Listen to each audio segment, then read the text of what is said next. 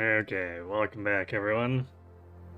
So, on Friday, we got to chapter 24, which is, more than a little bit short of finishing, but it shouldn't take us all session today, so we'll close this out and then tackle,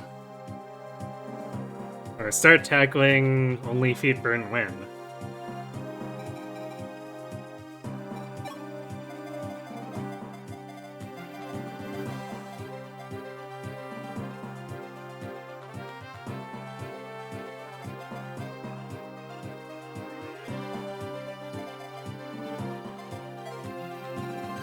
I believe we did our setup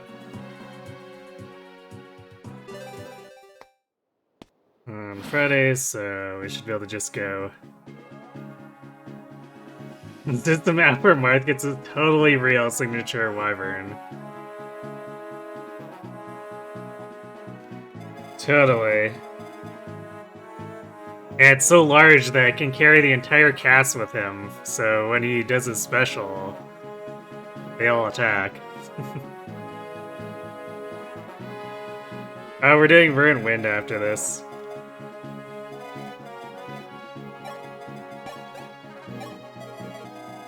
Actually, let's see.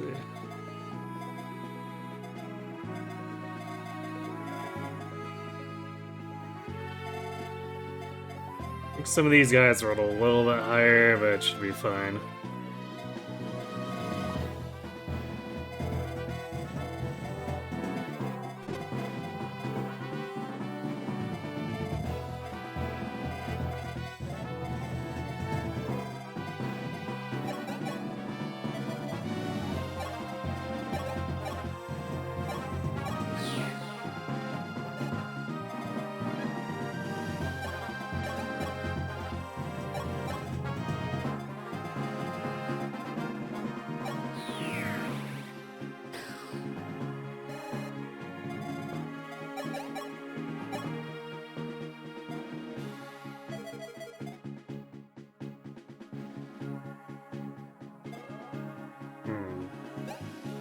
Damn, I guess their bulk rolled a bit higher too this time.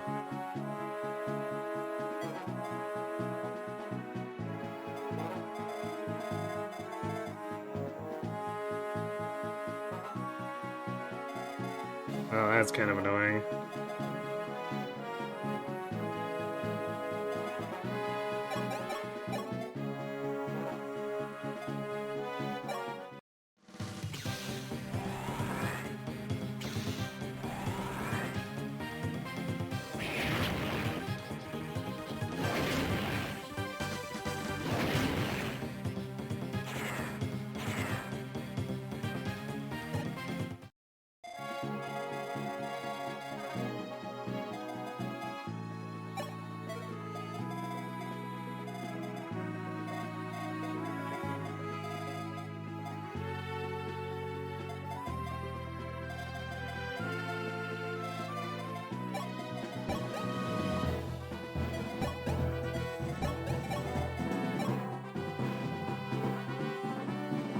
How many games there left? All three houses, all fates, New Mystery, and Awakening. So still a decent chunk of stuff. Especially since fates and three houses are practically like 7 games by themselves.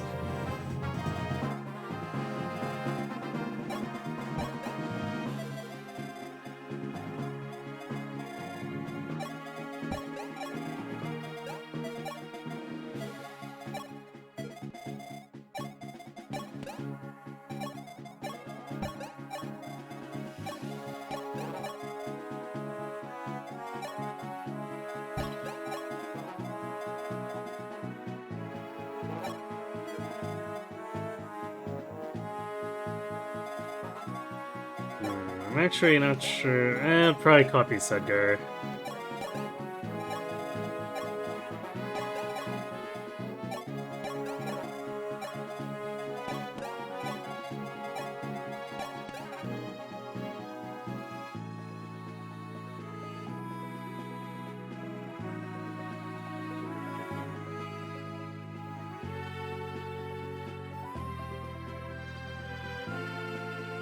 It'll be all routes of fates. We might as well cover all the bases.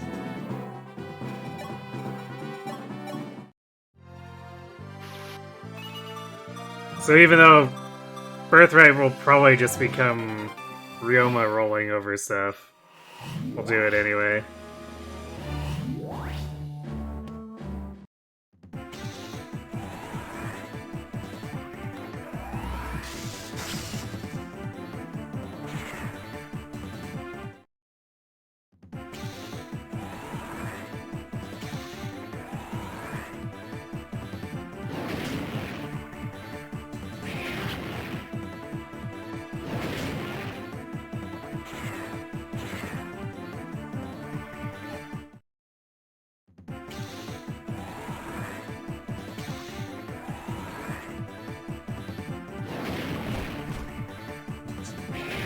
Nice dodge, I guess.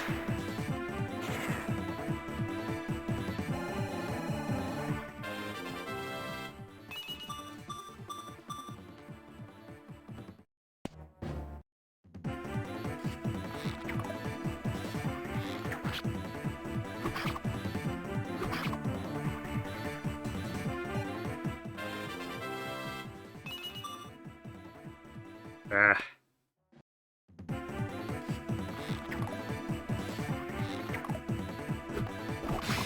Nice crit, though. Oh, damn, and the crit didn't even one-shot.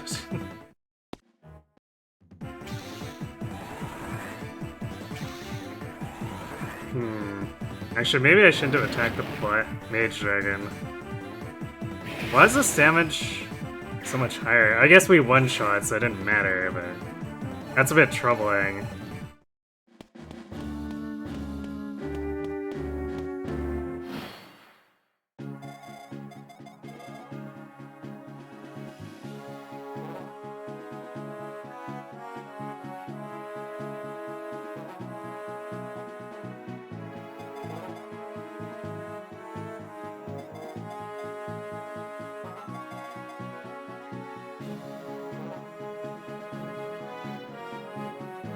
I guess our damage isn't, or our defense, raw defense isn't quite that high.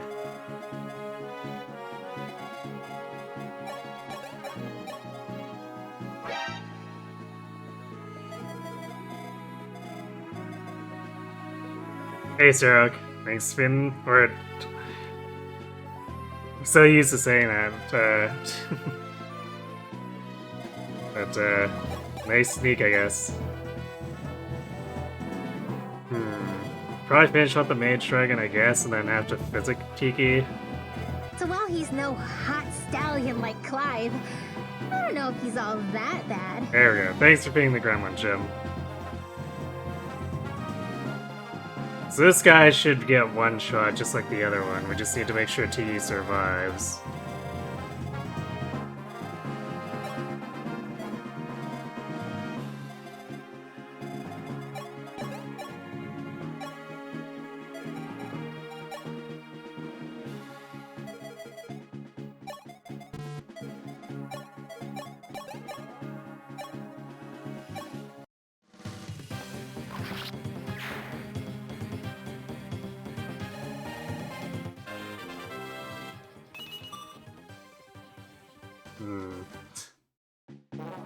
Well, it's speed. Which prevents Harden from getting doubled by the fire dragons.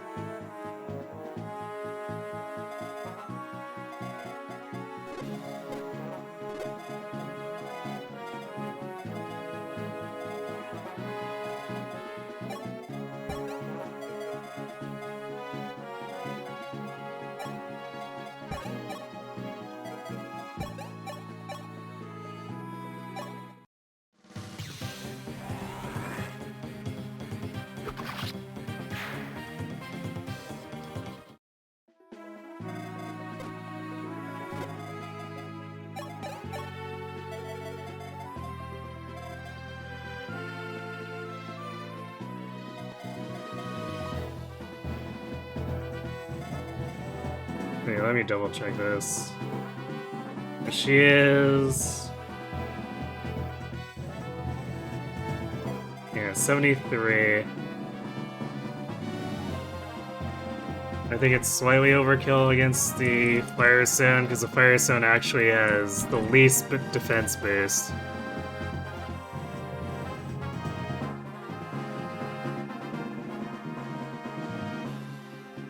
Yeah, this guy's at 72, so the previous guy died exactly to her.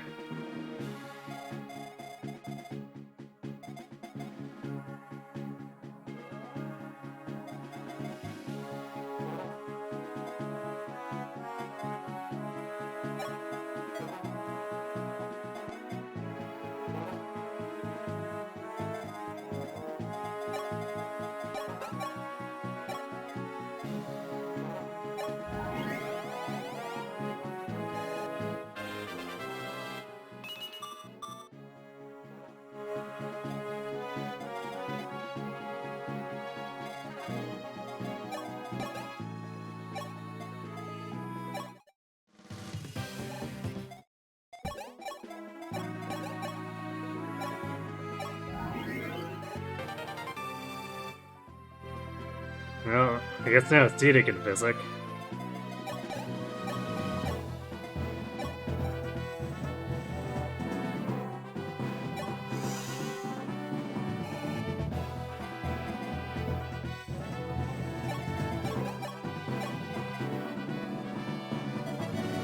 Yeah, let's kill this bishop first before we heal her again.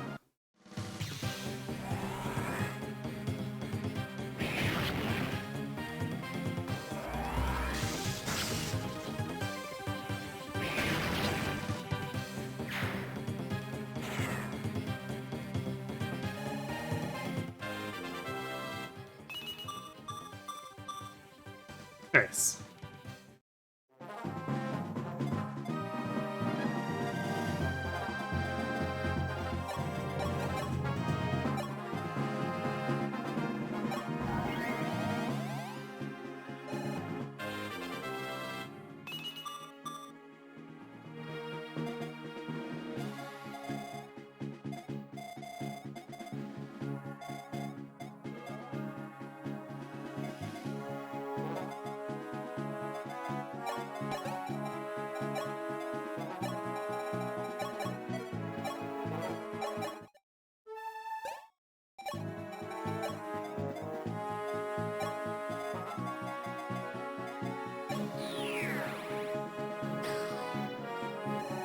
There we go. We have a Tiki and a Wolf in their backline.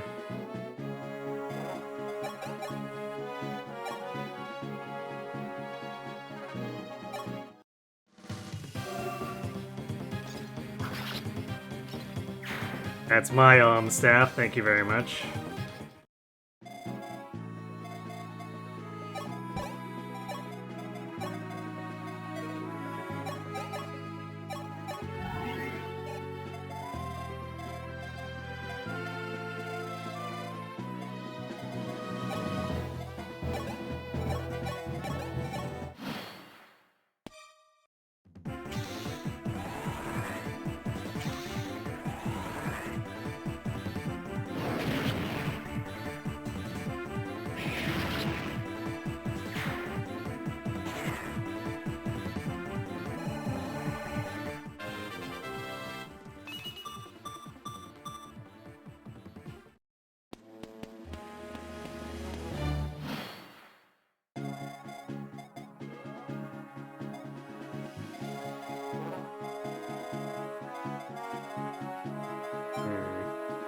Yeah, we still have more than a few turns to actually block these.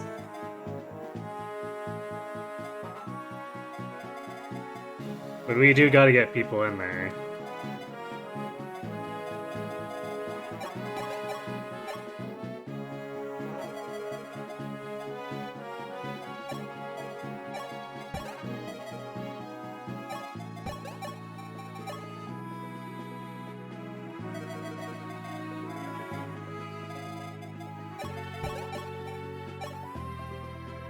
Damn, Autoclair doesn't even one-shot these guys.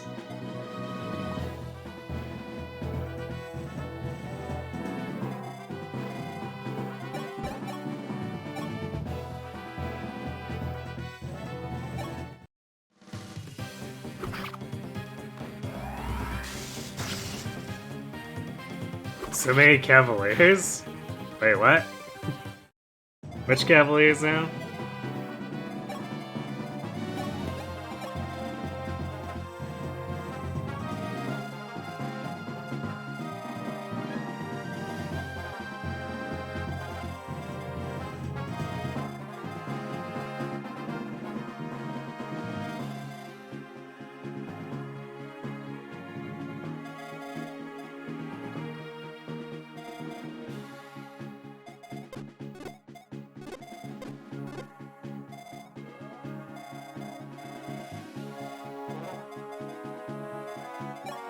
So you know what we should do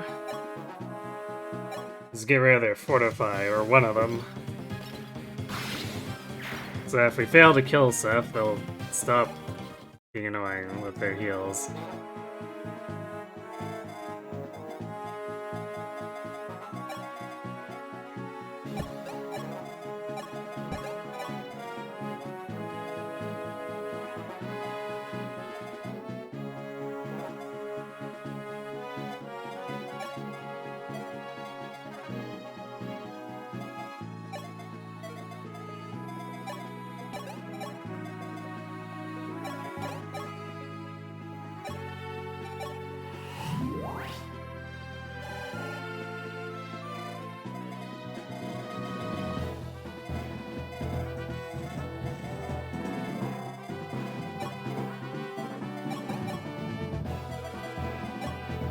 Actually,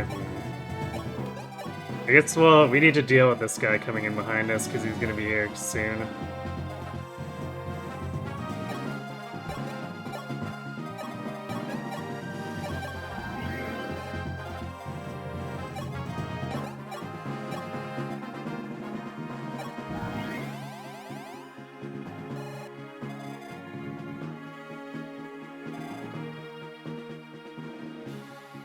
We eventually have to get Lena down here to hammer in the Divine Stone.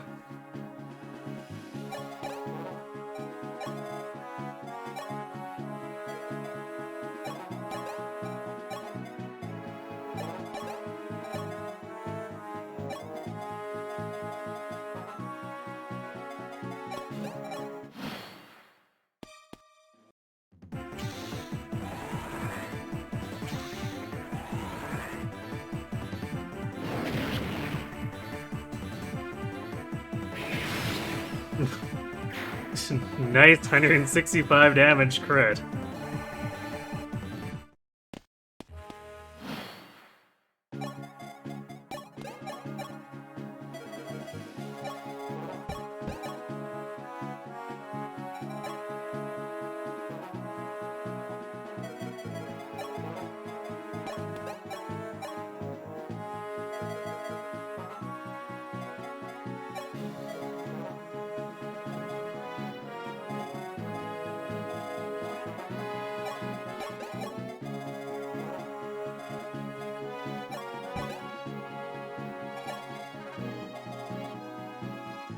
Yeah, I guess we'll set this one up so that we can blast them.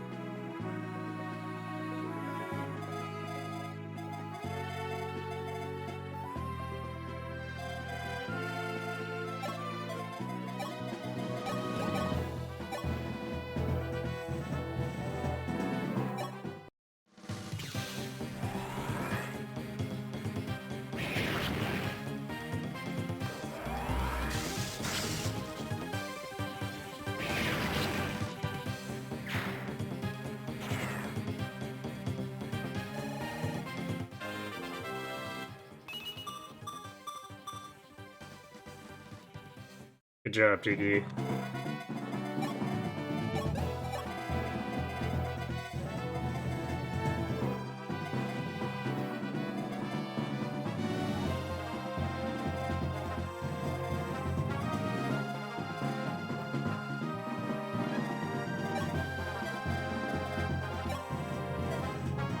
I guess Harden's just gonna end up sitting because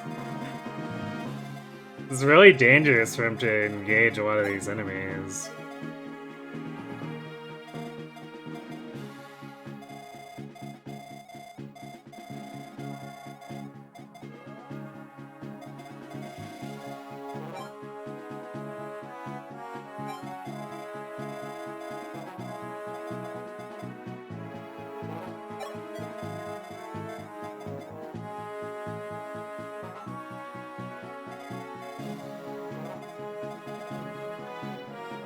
I guess the sniper will probably not move on its own.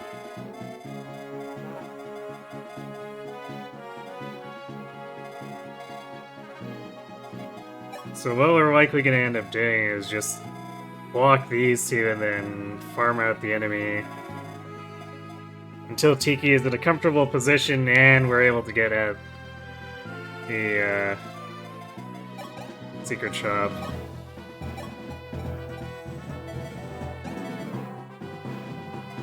Oh, I didn't sell that bullion. Well, I guess whoever is going to the secret shop is going to carry all three of those items.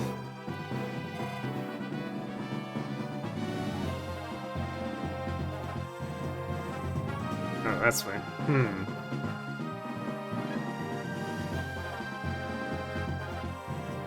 Right, I guess I cut too much off of that. It's like, why is that cutting off the horn? There we go.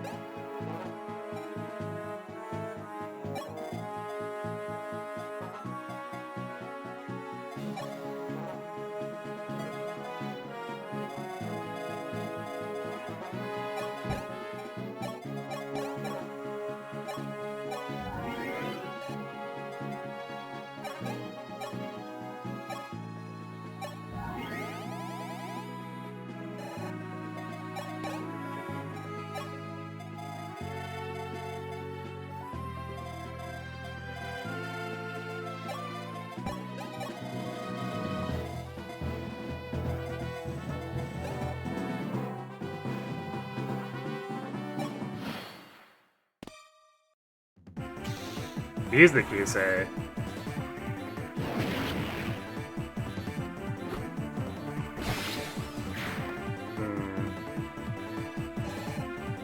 Well, it's an easy kill, but also I would have really liked to actually give that to someone who's not Zane.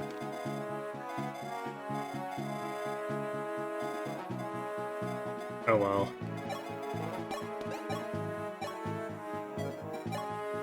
Damn, Parthy only deals 4 damage to this guy.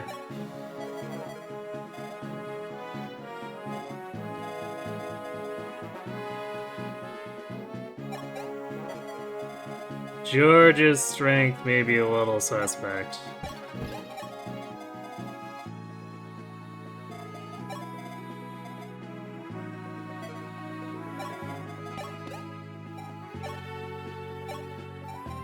Actually, maybe that's what I'll do here, is have... We'll bring Hardin over, and then Wolf and George can hang out to block those.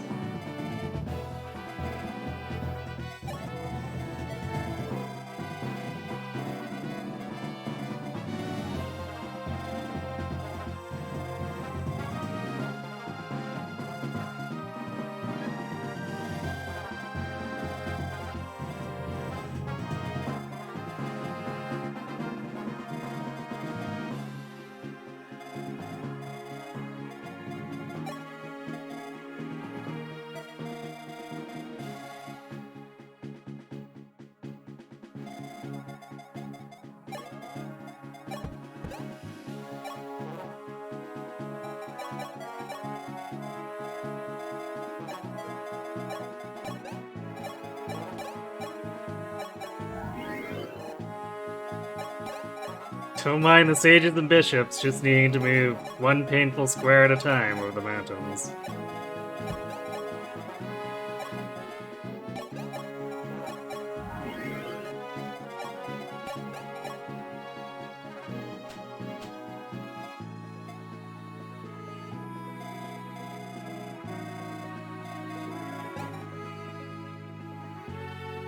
He bought Dimitri in Sly 2. Aha.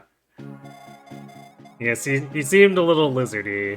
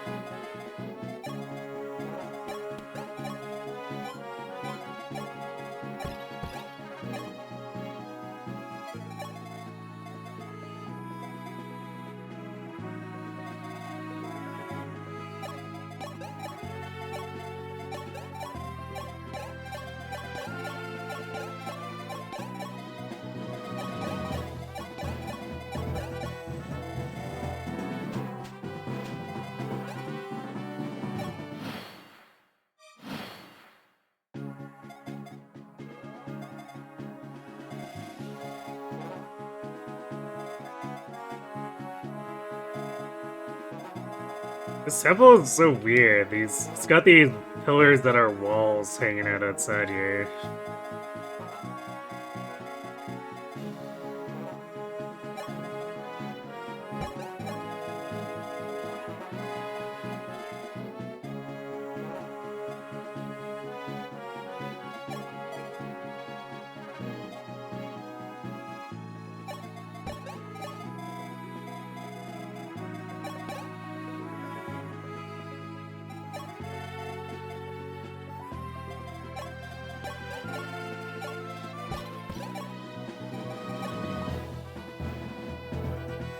Wow, Wolf actually does a lot of damage to this boss.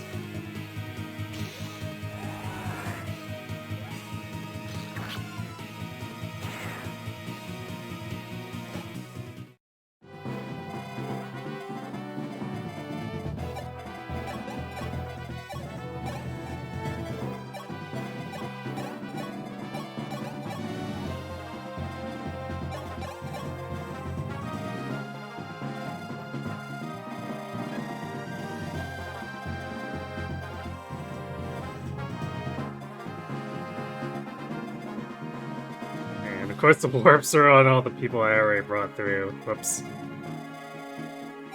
That's okay.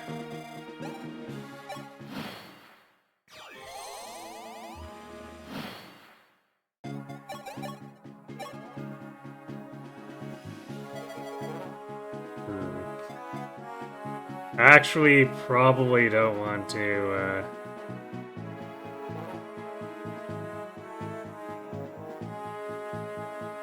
shoot him right now in case I crit. It would cancel the reinforcements, but then we would unfortunately not be able to feed Tiki.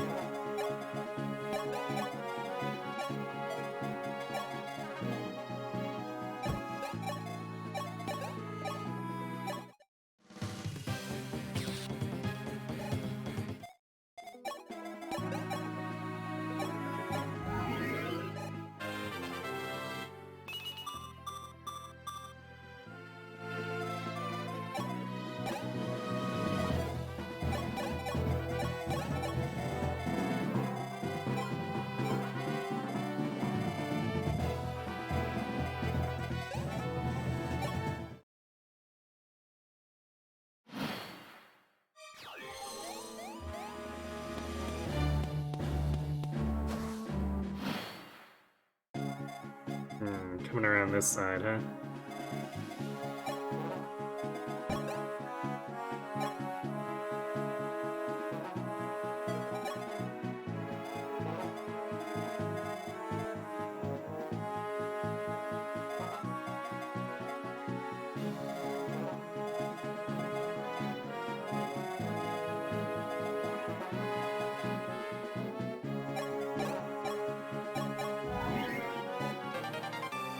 Hooray! American do mending.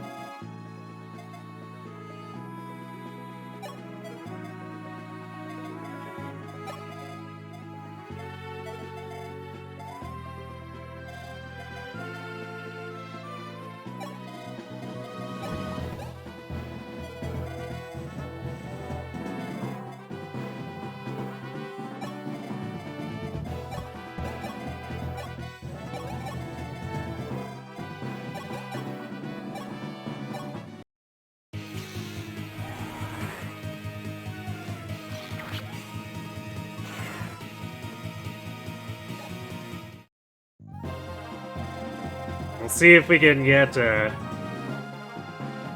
Wolf to A both by the end of this. I guess it does. It's not a huge deal if he doesn't, because we can just arm scroll, but it would be kind of funny to do it naturally.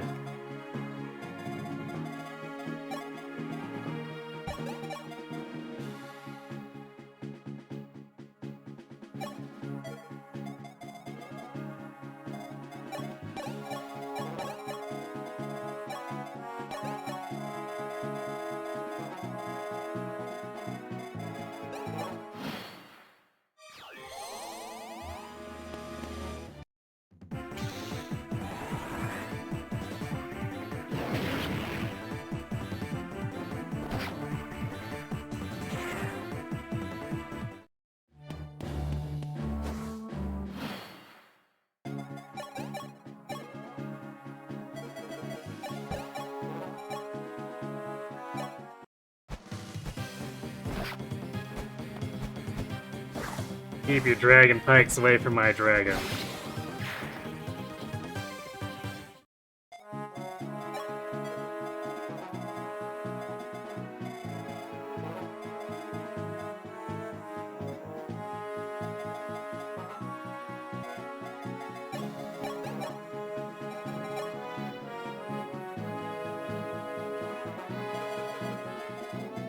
Damn, hit rate kinda bad.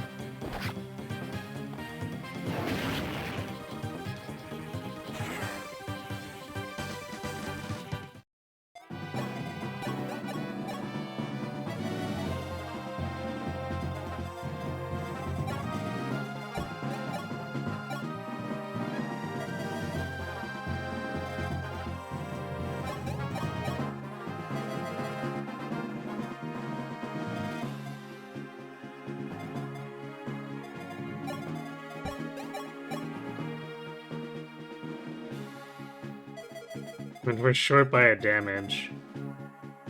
How annoying.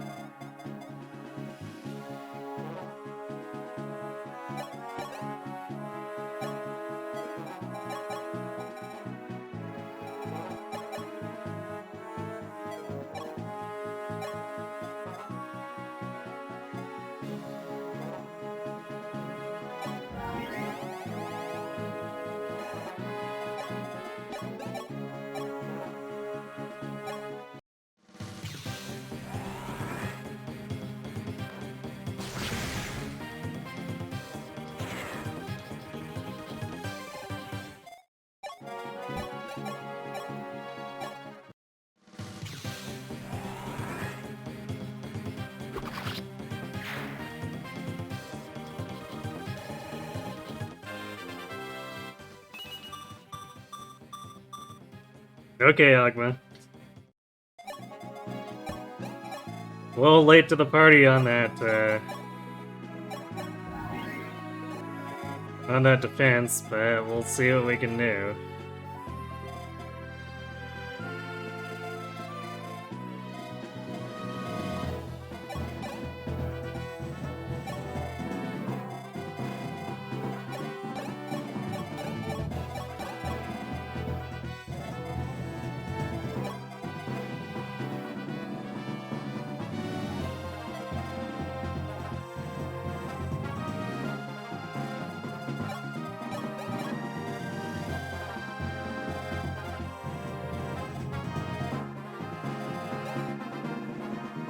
Yeah, stats! My favorite.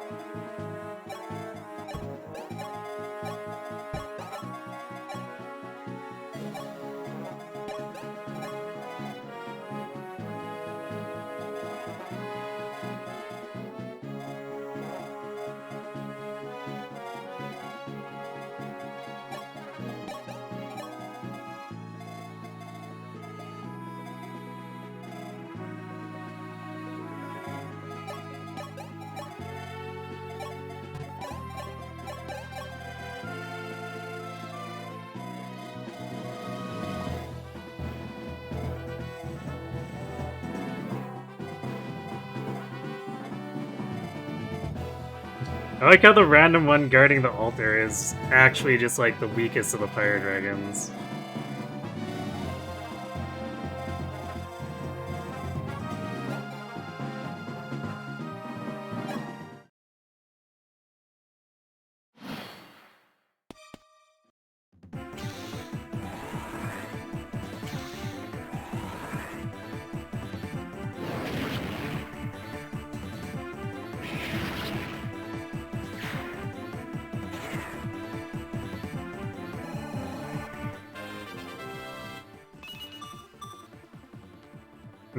Could have been better.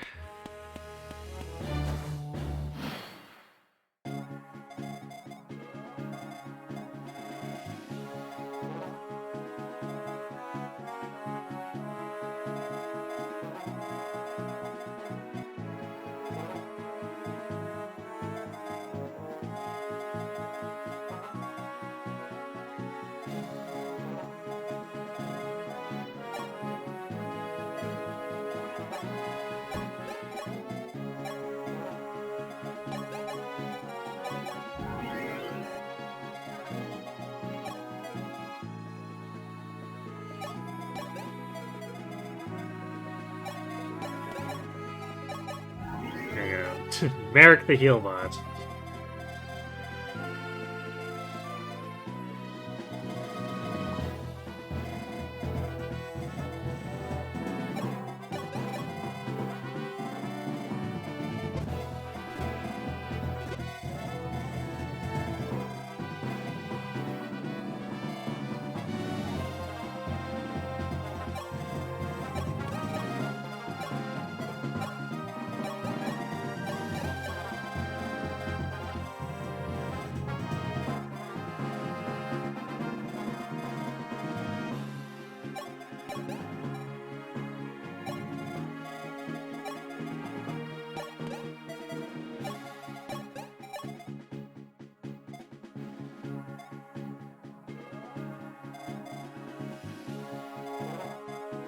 Also, I guess that one luck really matters for Ogma, because now he's not in danger of being crit, which is great, because his defense is low enough that getting crit by a Fire Dragon would turn him into tomato paste.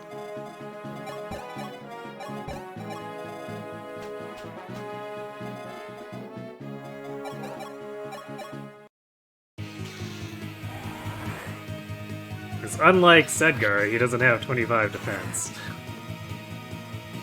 And Sedgar only barely survives, too, which is kinda gross. Counterpoint, tomatoes are healthy.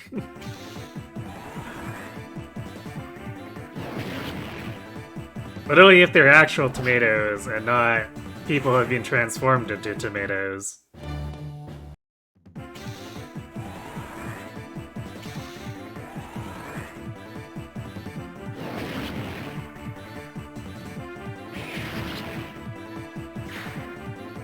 Pizza confirmed for healthy food.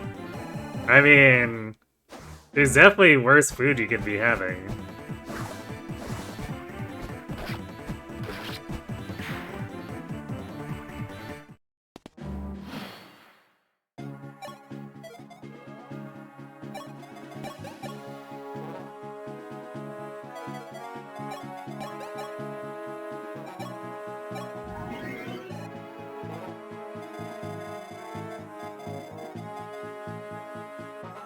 Shoot, let's just give her. So Divine Stone is plus 50 in defense, so she has 23 defense right now. Not too shabby.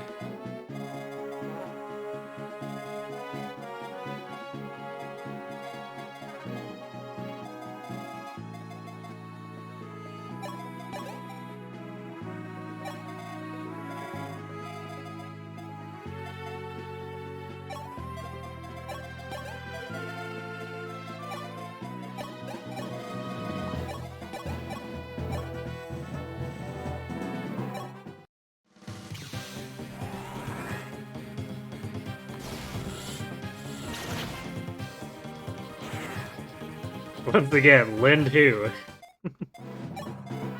We just need Sita.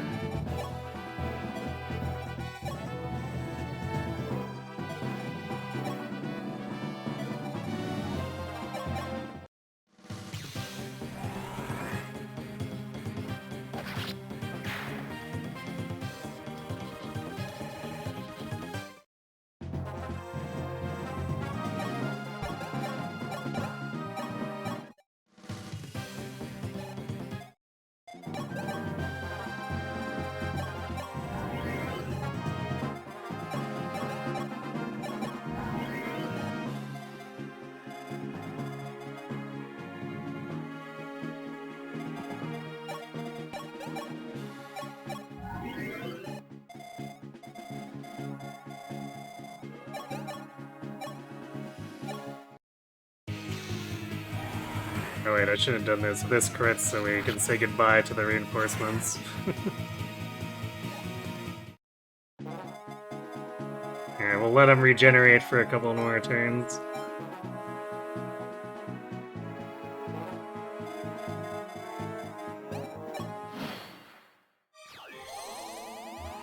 Or I guess a singular turn. He gets a lot of health back.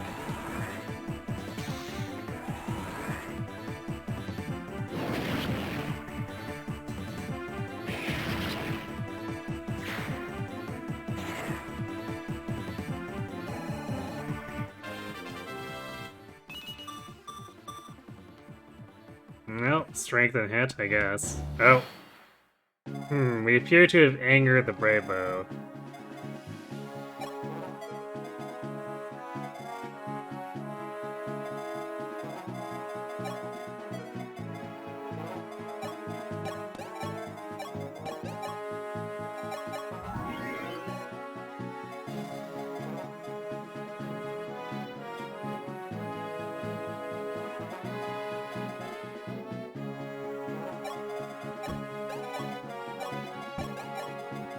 So I guess we'll see if we need Zane to actually assist there.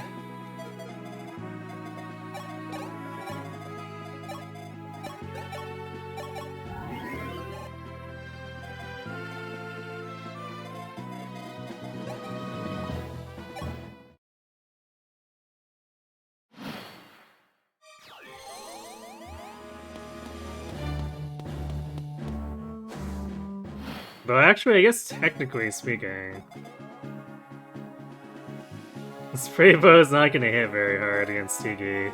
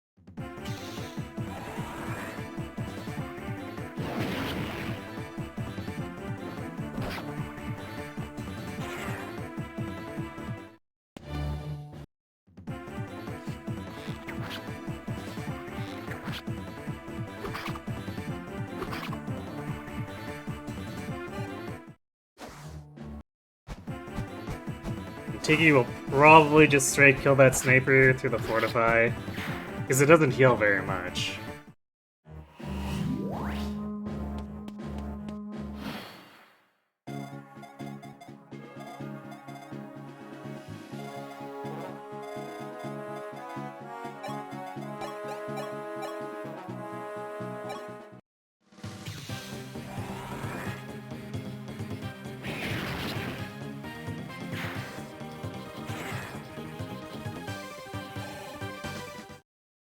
Oh, that sniper is worth nothing.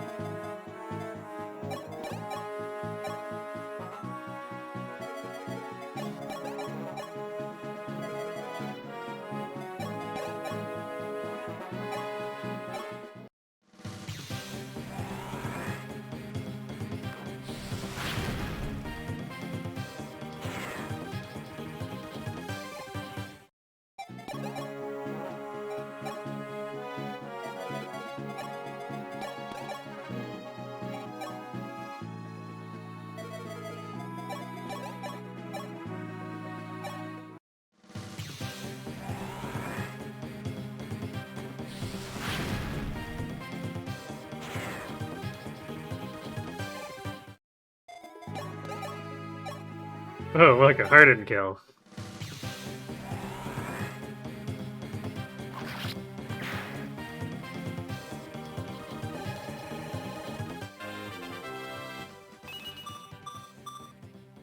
Okay, sure. Gives us stats so that he can maybe do something in endgame. Because we'll probably need 2 to 3 turns to clear it. Which means there might be some places where we actually need to seriously fight. Just to protect our units, our staffers mainly, long enough that, Oh wait, I was doing bad math there before. Because the crit is only 42. So yeah, I guess we can attack as long as he's over 42.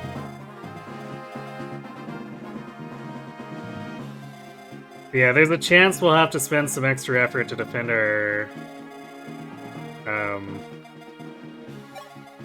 staffers to get a turn 3 kill, depending.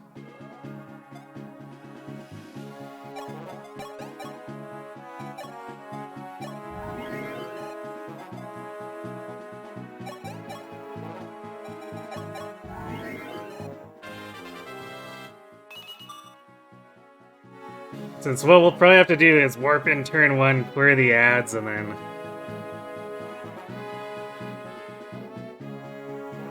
I guess finish clearing them up on turn 2, which means we might not be attacking into Medeus himself until turn 3. We're not doing the cheese on endgame. We're gonna try to have Tiki just like straight up fight Medeus and win stats wise.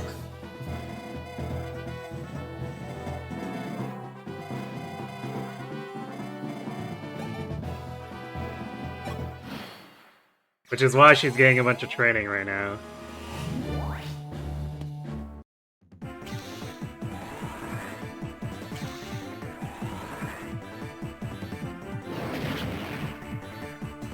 Fair fight between former comrades, yes.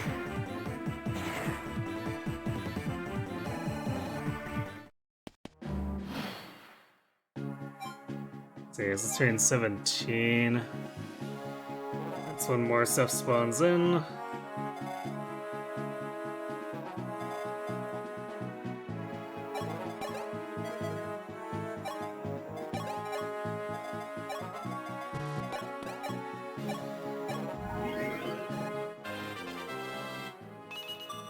You're not sure how easy it is to warp cheese endgame on the highest difficulty?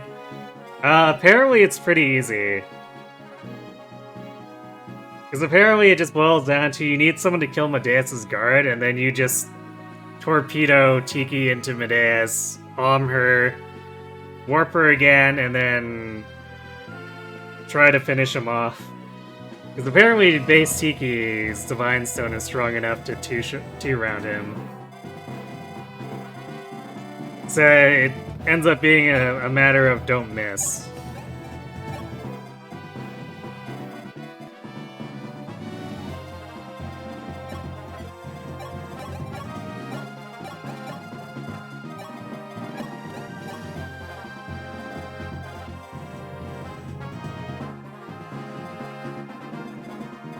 But if we have a super powered Tiki, surely she won't miss, just, in general.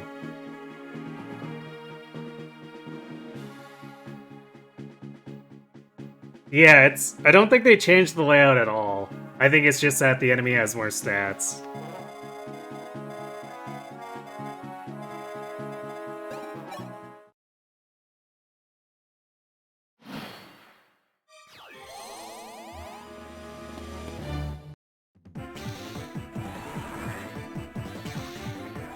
Yeah, I know Awakening changes layouts, but I'm pretty sure that Shadow Dragon just doesn't bother.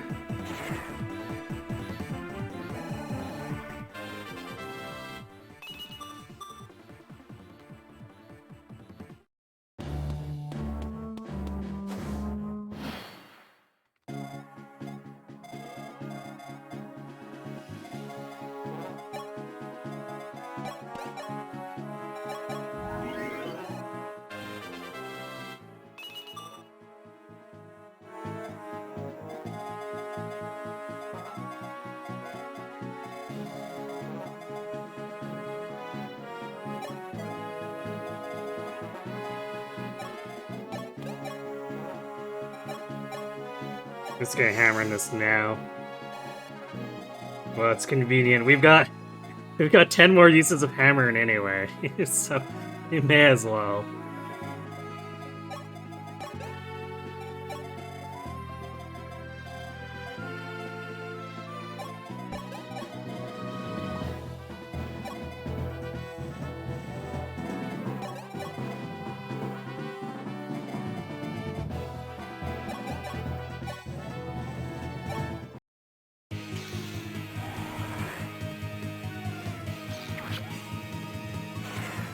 No, I don't get 10 or 2 hammerings. Yeah, hammer just has 12 uses. It's like... I don't know. I'm pretty sure we're not gonna run out of durability on anything, even if we waste a little bit of hammering uses.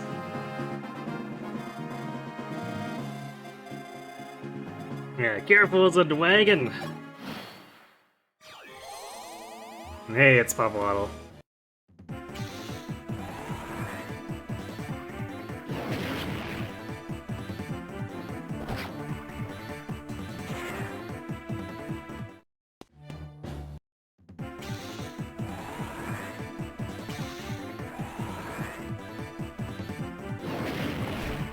Got the dodge. Unnecessary, but the T-pose dodge, I guess. The Tiki pose.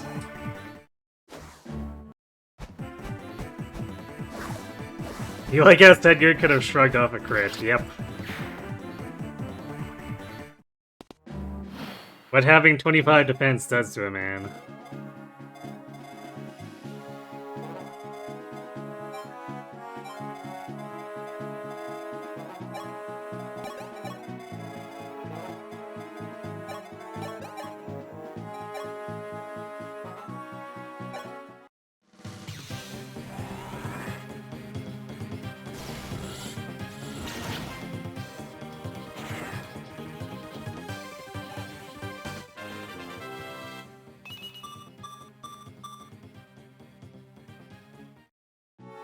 Well, more hit rate, I guess.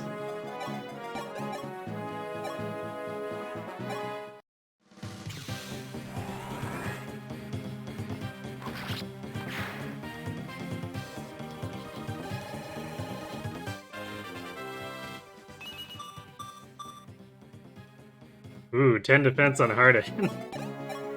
Amazing.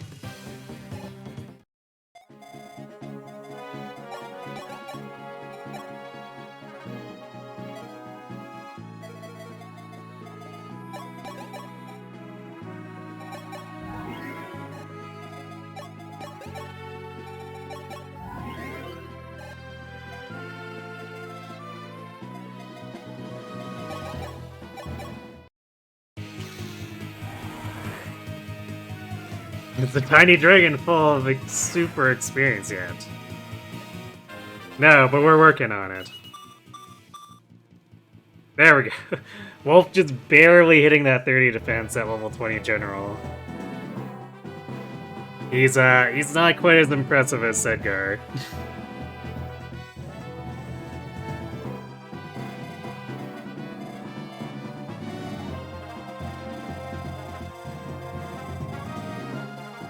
And yep, res is... I mean... Are you expecting res to be impossible to get?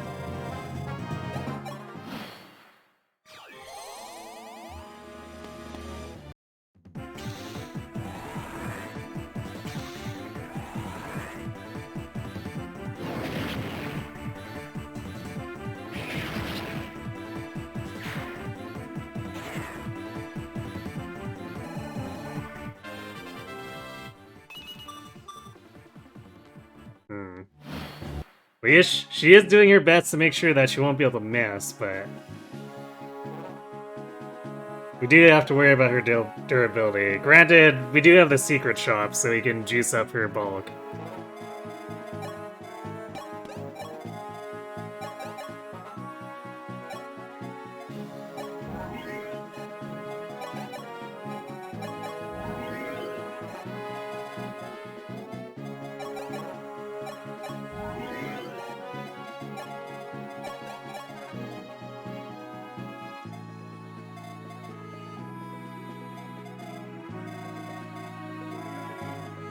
So this is turn 20, which should be more reinforcements.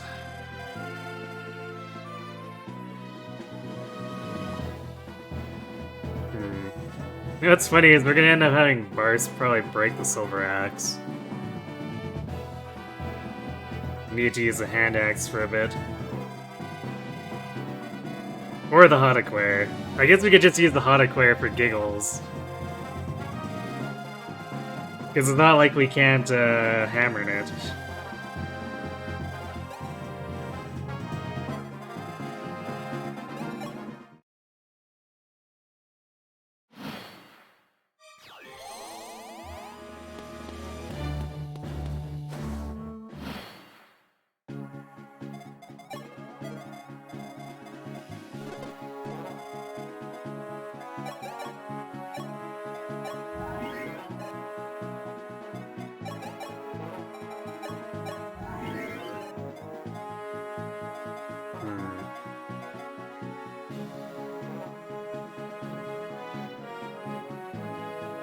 I'm a bit skeptical of Boa getting to A for Warp, but we'll see.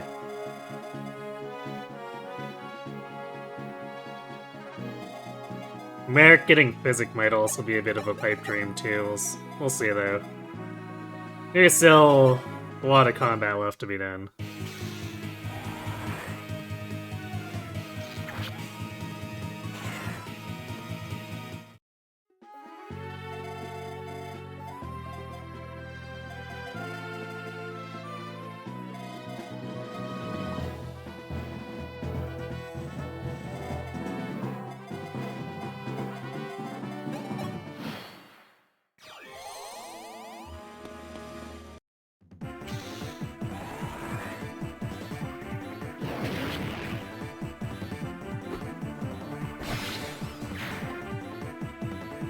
Okay, it's Edgar.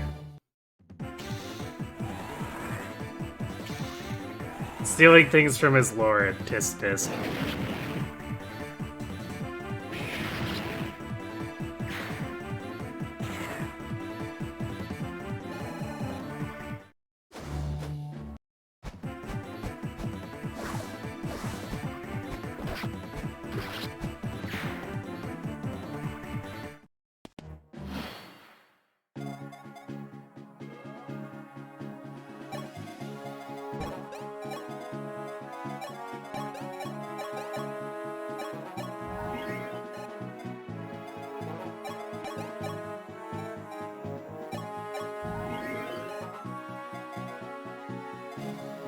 Actually, we could also spam the barriers if we wanted to. It's kind of the annoying thing about staff ranks here, since arm scrolls and Shadow Dragon are apparently still just whatever's equipped, so... Since we can't equip staves, we have to do it the old-fashioned way, no matter what.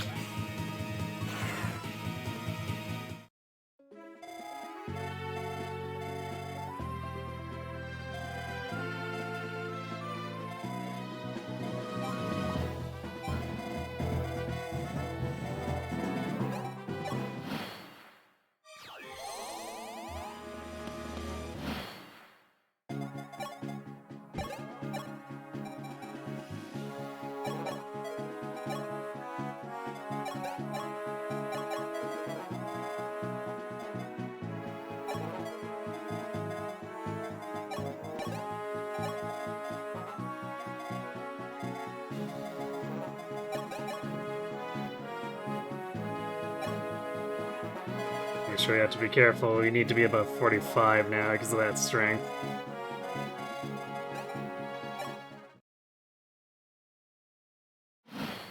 Plus 7 res, more like staff experience. Yerp.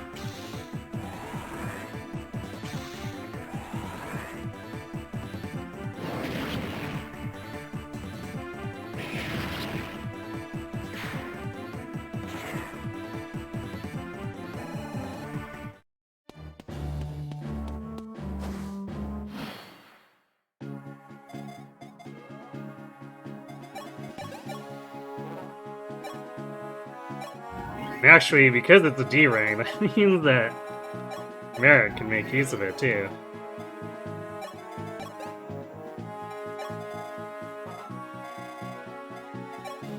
Oops, I guess I sent the wrong one.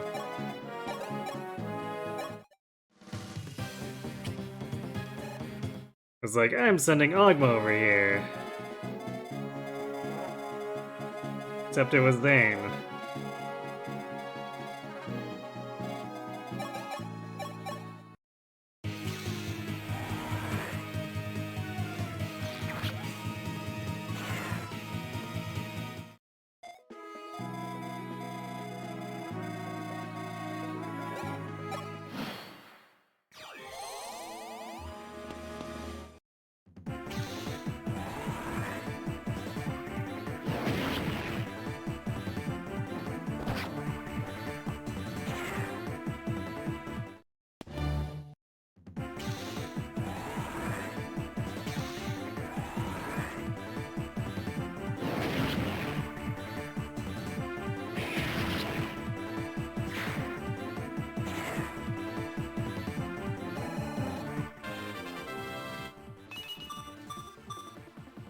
Oh, she got more speed.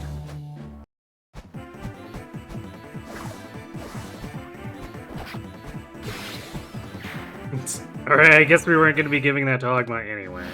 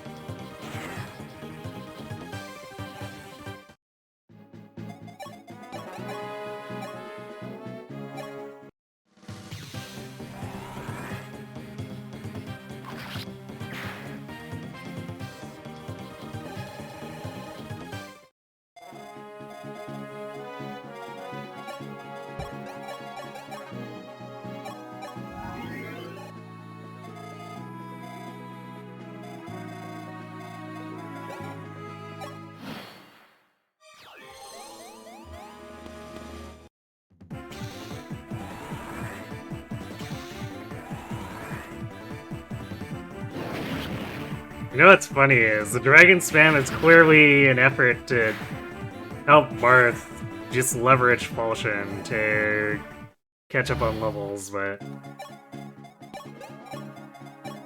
doing that on hard 5 would just get him killed.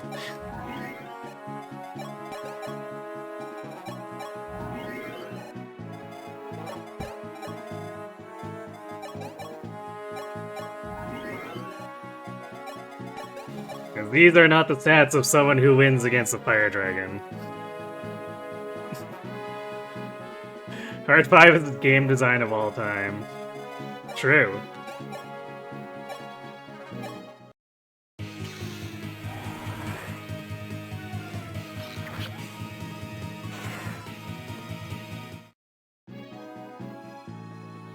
What actually looks like we'll be hitting that A-rank foes.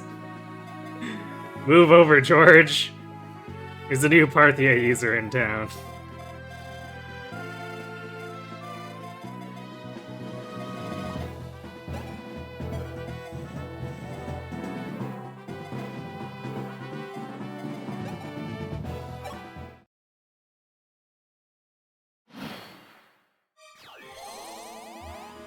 Marth and Makai always have that thing in common. I will get good stats and train them after half the game. Well... yeah, I mean, to be fair, sometimes Makai just ends up randomly cracked. Marth tends to not. No matter how much effort is put into him. Which, I mean, he does get to make up for that in New Mystery. Where training him is actually not only helpful, but practical. But it's still a bit of a pain.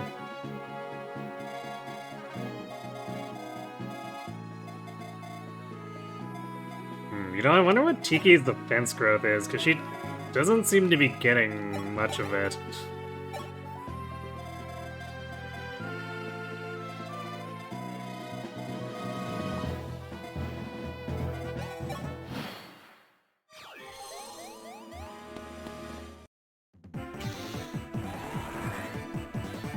%. Oh, so she has the Dalton problem. Lovely. When I say Makai gets cracked, does that mean she actually does damage but disappears in a swift... if a swift breeze touches her? No, she can survive a hit and... doubles enemies and kills them.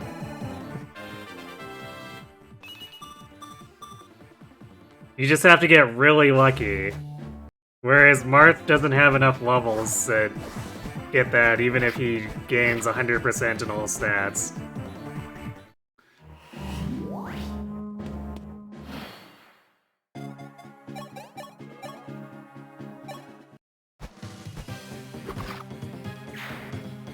Like, if we consider that Marth has gained 13 levels, and when we got to level 14, his experience gain was basically completely in the toilet, about 2/3 of the way through the game.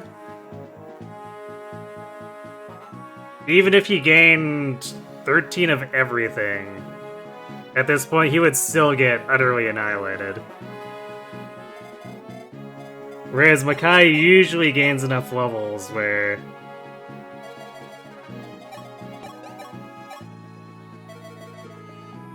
actually, this is a bit of a problem. Usually gains enough levels where, if she gets really lucky, it's possible for her to actually have stats.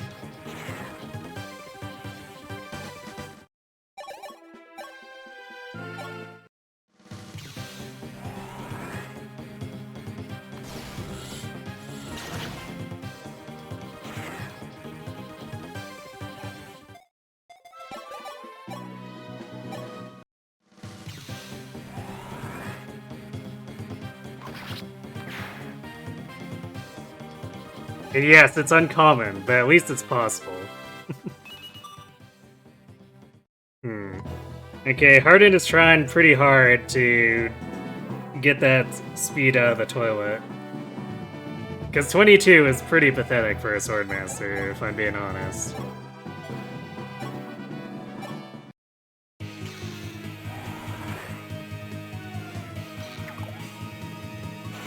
Alright, whatever. We don't care if we miss or hit. We only want the weapon rank.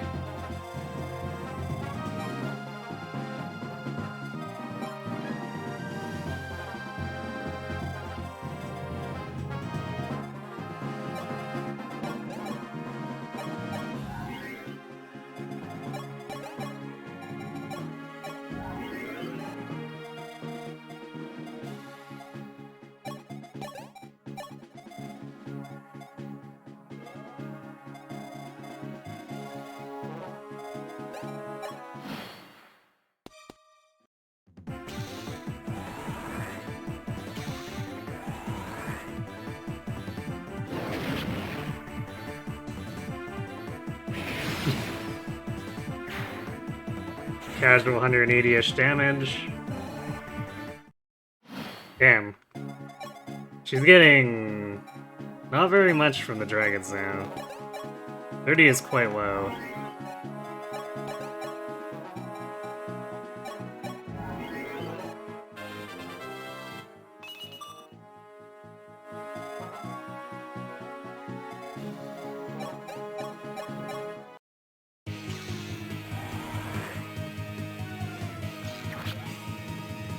Now imagine if she does that to Medeus, and he just, like, dies instantly. Would be pretty funny, wouldn't it?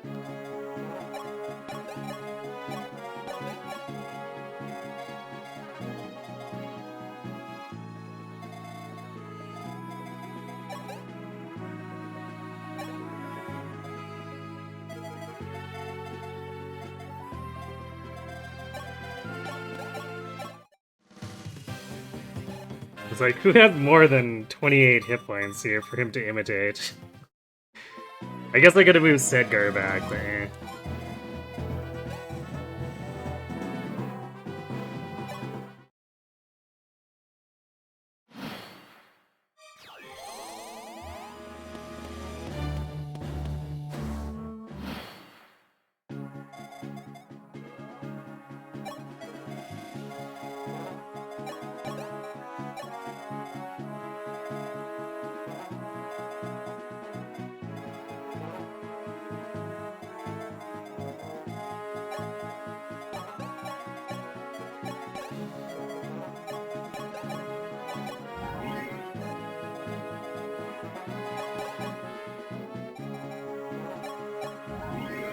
Actually, wait, no, it's not A for... I'm getting it crossed. I was like, I want A for Warp, but it's actually A for Fortify. Because Warp is C, which means... If Merrick gets the C, then we're basically golden for Physic and Warp. Like, we don't need to have a bajillion fortifiers. Just like 3 is probably fine, plus Goda.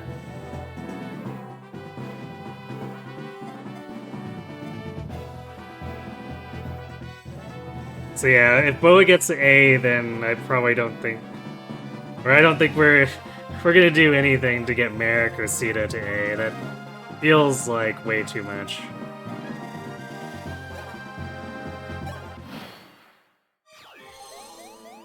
Look, it's Fire Emblem Heroes. Yes. Martha's using his new special.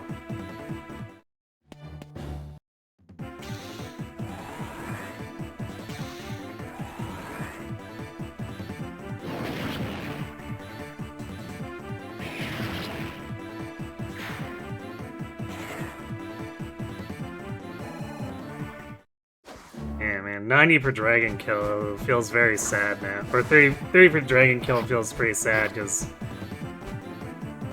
it's 4 dragons to get her a level.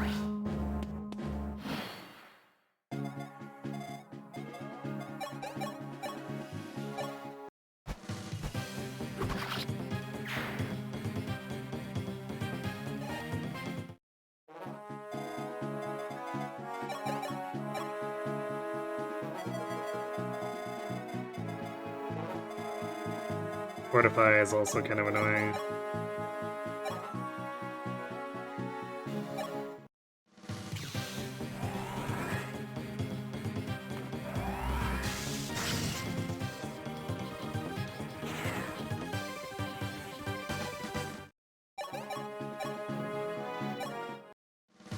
I'm kind of surprised that Sita hasn't crit once yet. It's all been Sedgar doing it. Which is unfortunate, because Sita would actually get experience, whereas Sedgar just wastes it.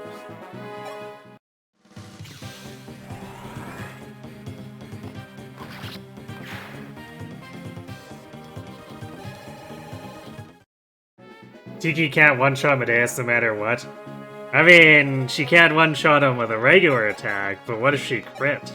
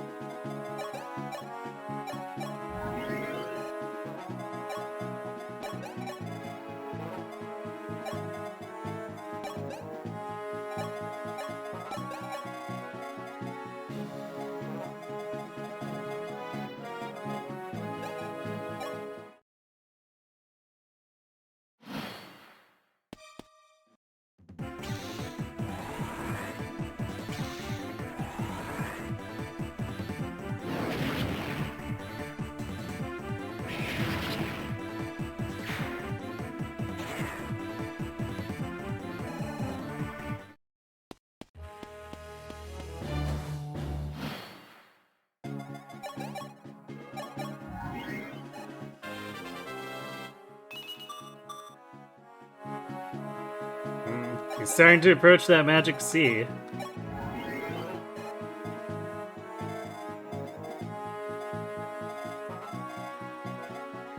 And Sita technically doesn't need more than what she's got for C rank, but we just need to patch up Sedgar so he doesn't die to a crit.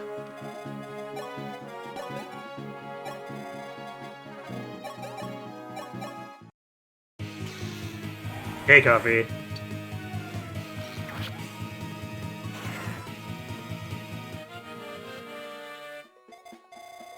Well, we are feeding a dragon gremlin, and it is going well.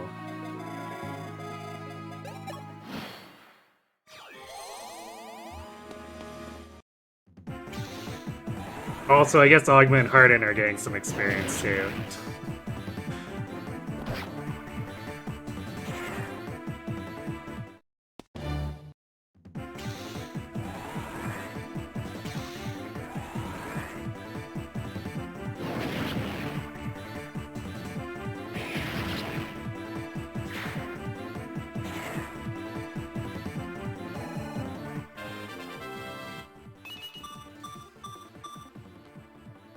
Oh, that's capped speed. Oh no, defense gain.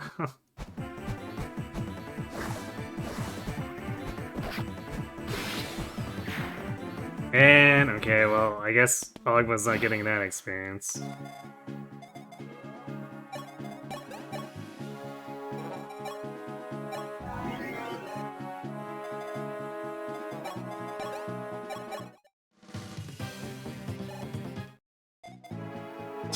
Imitating Elise. Basically does nothing, almost nothing to change his hit points. Hilarious.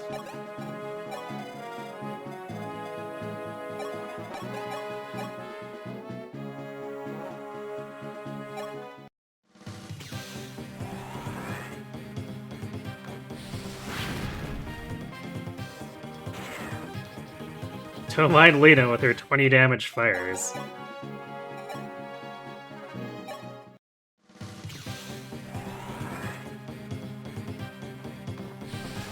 Oh, there we go.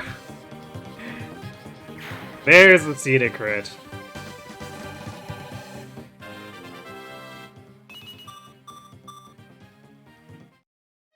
And that is capped Sage speed.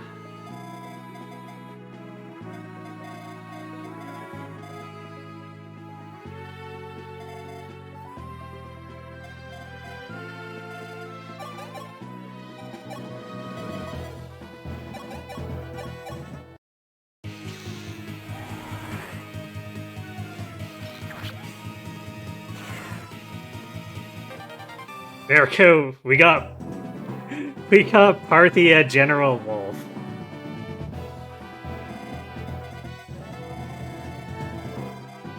Truly the epitome.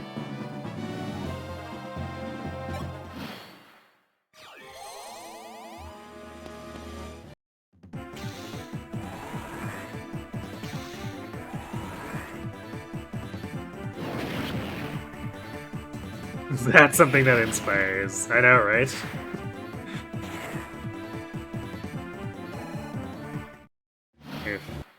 We're down to 25 for Dragon Kill on her. This raid is starting to look pretty pathetic, unfortunately.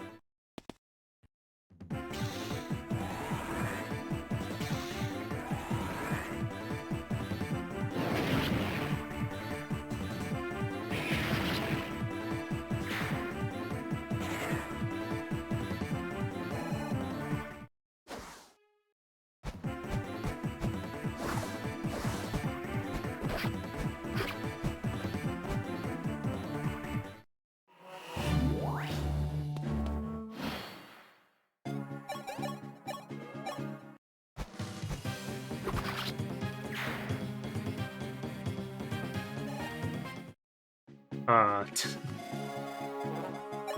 Speaking of sad experience gain, what Hogma just got. I guess it is an unpromoted target. So the Pegasus has more of an excuse than the Fire Dragons for giving poor experience.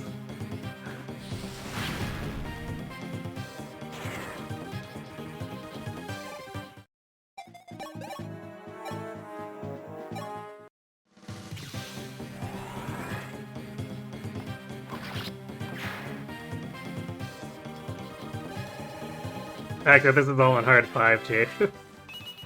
I mean, once you get out of the early game, hard 5 is not that bad.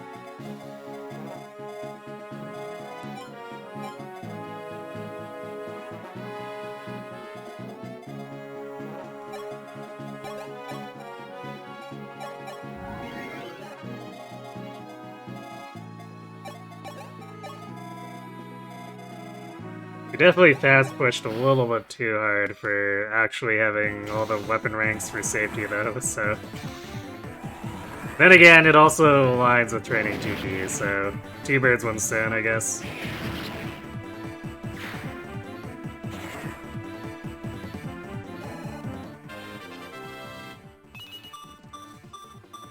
Hey, there we go. Defense and magic, because...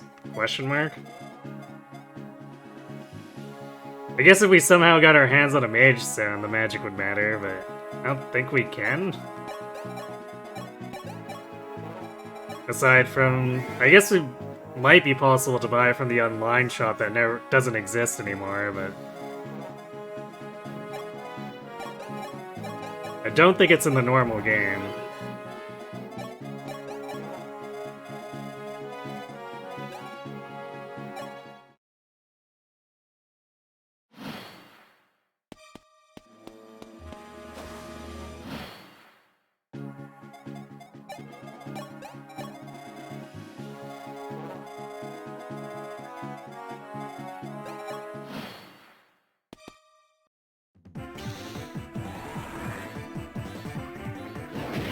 Yeah, this game had an online shop. I don't know why, but for some reason I just decided to mess with it.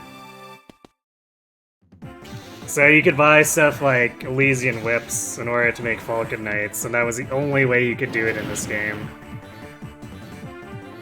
And I think you could get Brave Weapons? Yeah, I'm pretty sure Brave Weapons were online shop only too.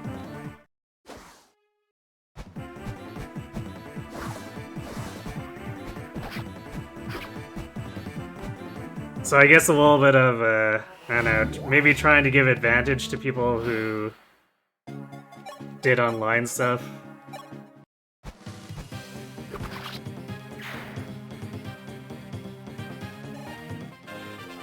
Honestly, during the DS era, I'm not sure IS knew what they were doing with their games for online stuff. Or anyone in general.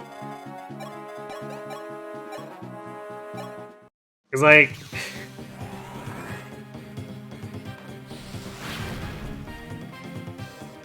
I don't know if there's anything really substantial for DS era online stuff. It's all just really gimmicky, whatever.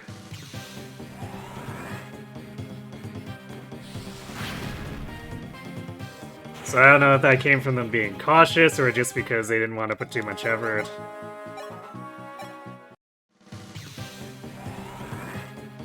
Mario Kart DS and Pokemon had good online back then? Okay. I guess I never did much with those.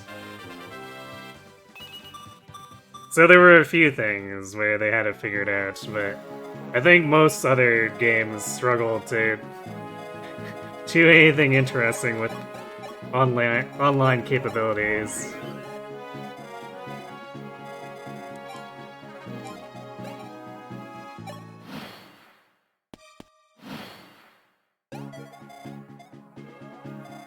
Because the,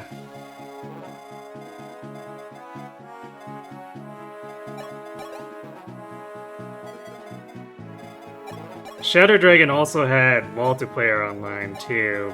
If I remember correctly, it was also kind of awful.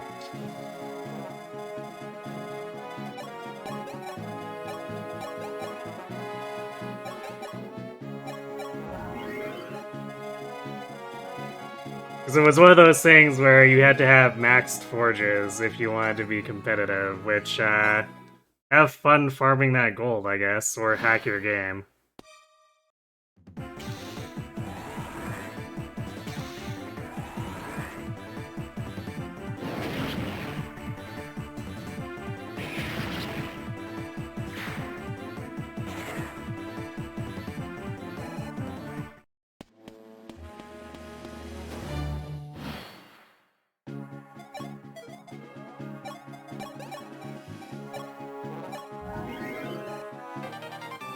There we go. Alright, we have another Fortify user. Excellent.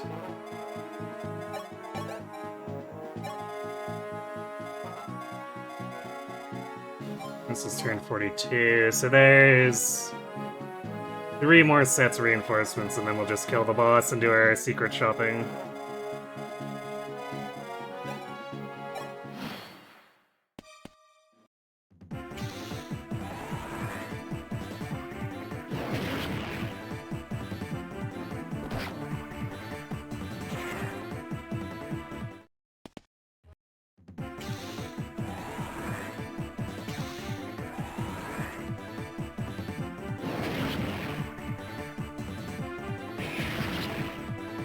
I guess before we kill the boss, I also need to check what order the temple dudes are deployed in.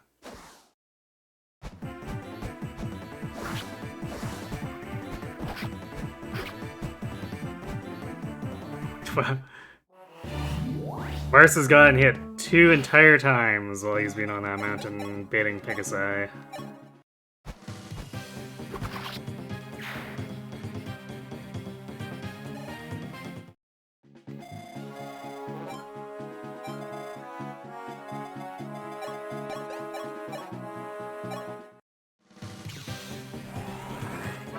Hi, Tiki Rooster. Evening to you too.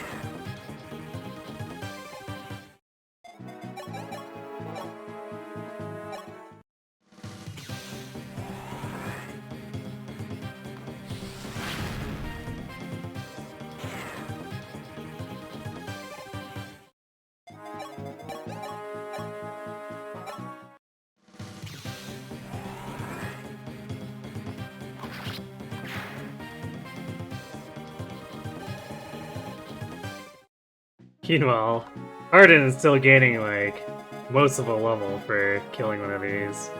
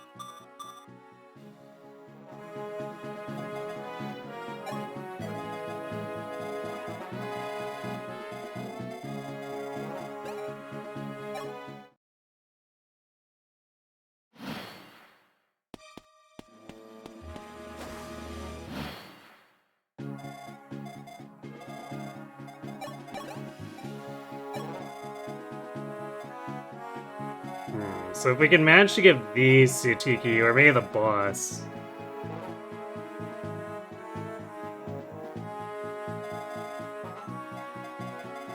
Then we should be able to get her like 1 to 2 more levels. We'll see where that goes. She is capped on skill, speed, and luck, so technically speaking, we'd be asking her to get her lower growths, which may not end up with the best results.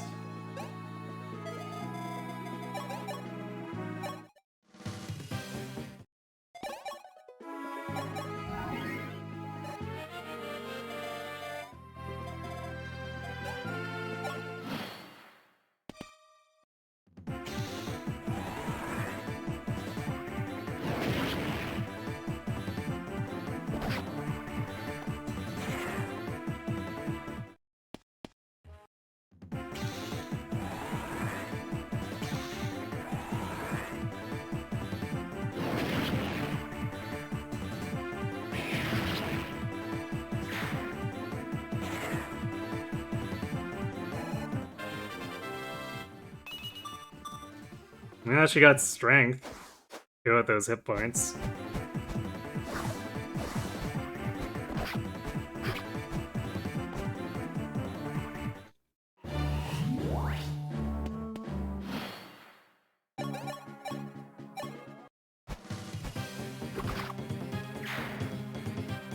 It's weird how the sound cuts out there when he kills with the hand axe. It doesn't do. I don't think it does that with any other enemy type, so it's kind of weird.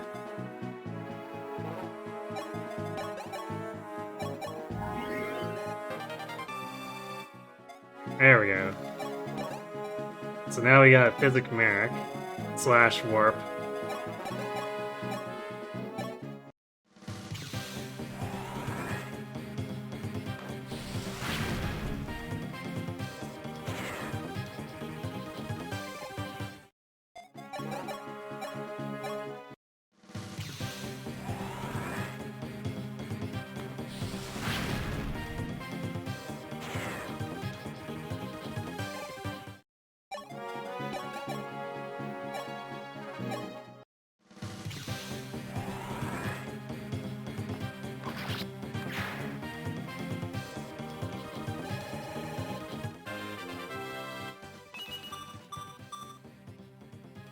Hmm, 27 speed, but that's still not doubling the fire dragons. And I don't think there's enough experience left for him to do it. But I guess at least he doesn't get doubled. Which is, what it was looking like with him coming into the chapter as a 22 speed Swordmaster.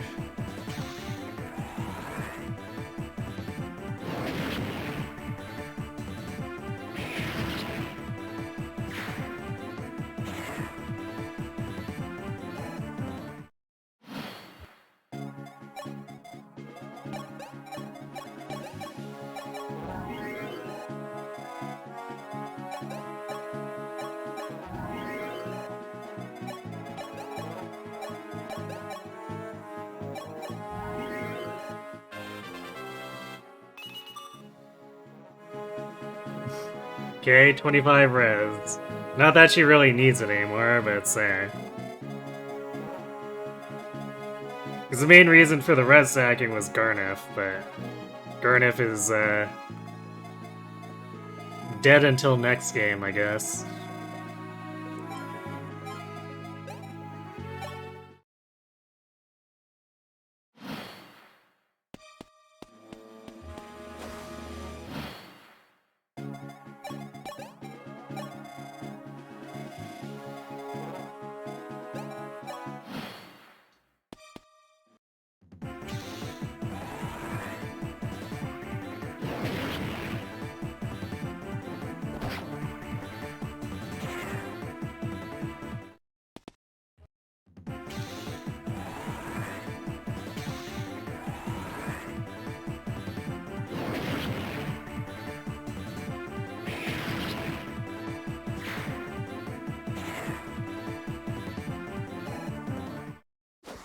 It's 15 for a kill.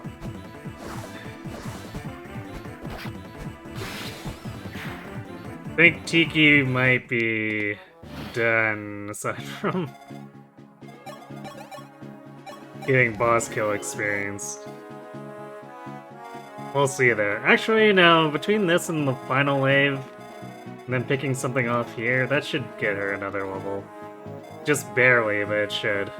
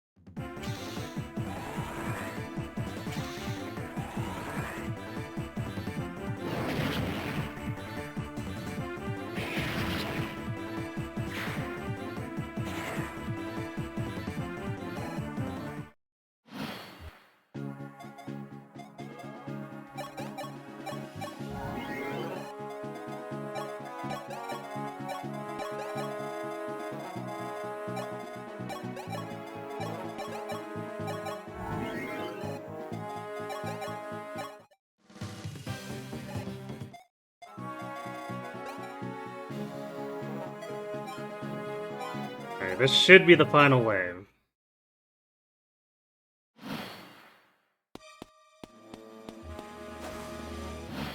Unlike in the NES game, where it goes for like 200 turns.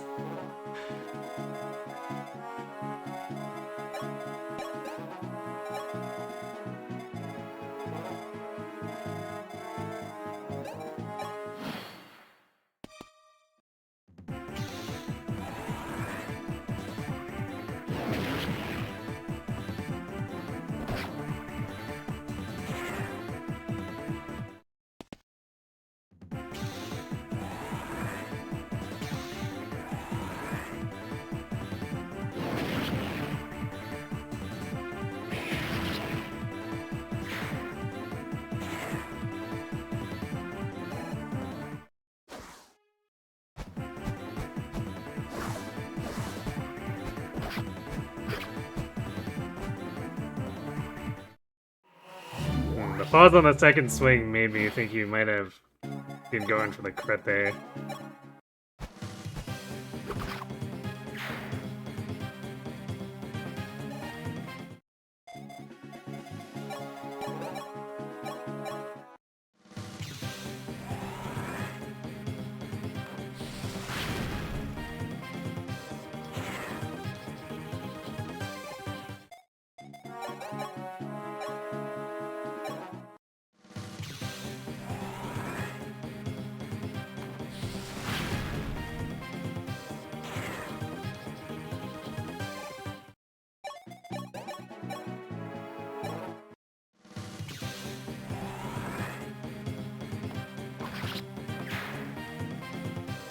Odin's really been working down the enemy's crit rate here, too.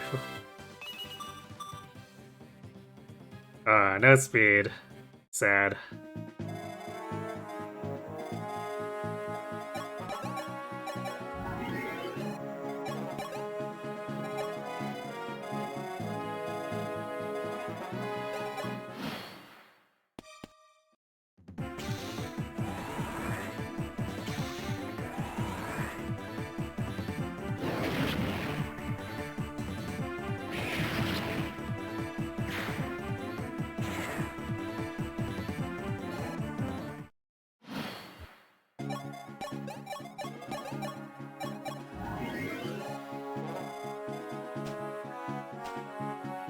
Yeah, I guess there's a mage, lone mage stone Manakite up there just hanging. Okay, that's a weird order. So, mage stone, killer axe, and then the fire stone.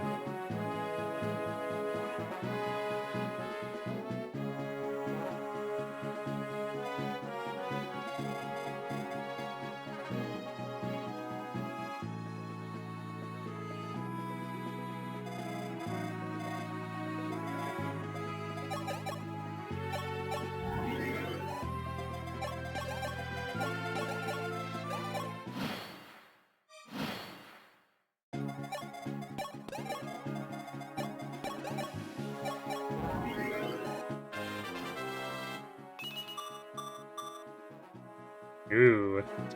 Look at Merrick, breaking double digits on some of his stats.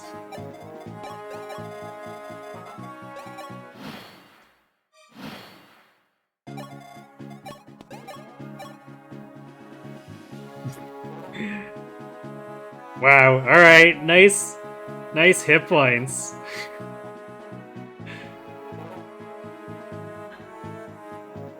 Why is Merrick so trash? Because he relies on getting lucky, unfortunately.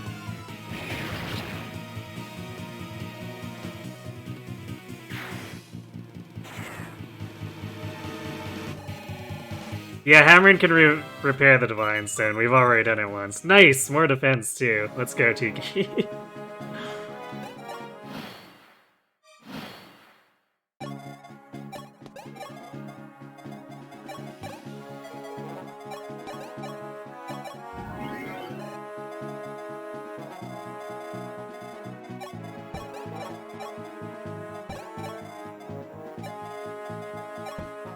Alright, let's go get our staff.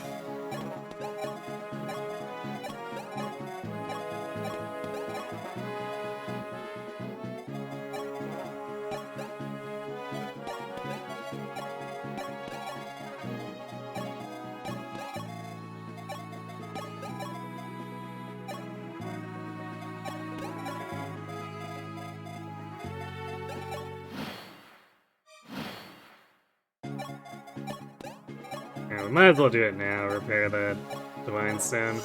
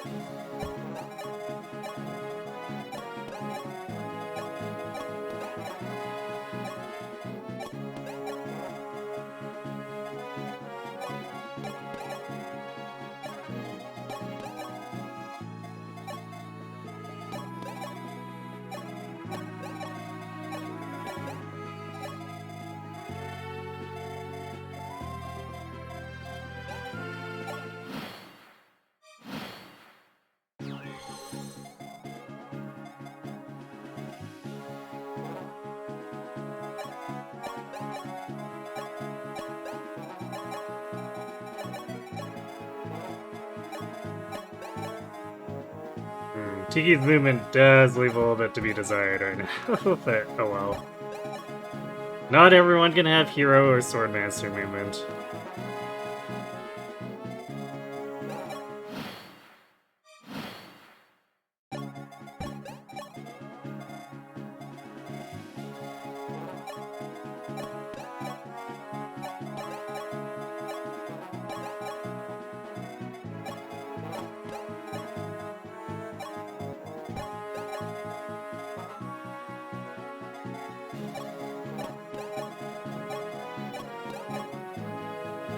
So let's see, what does this give her?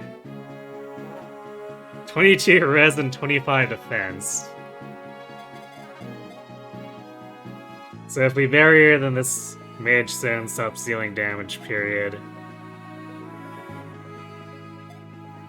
And then the Killer Axe could crit. And the Firestone could hit, and it wouldn't do enough damage to kill her.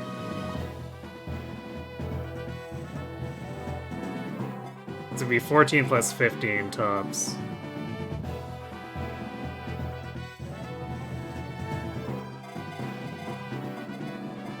Alright, seems good to me.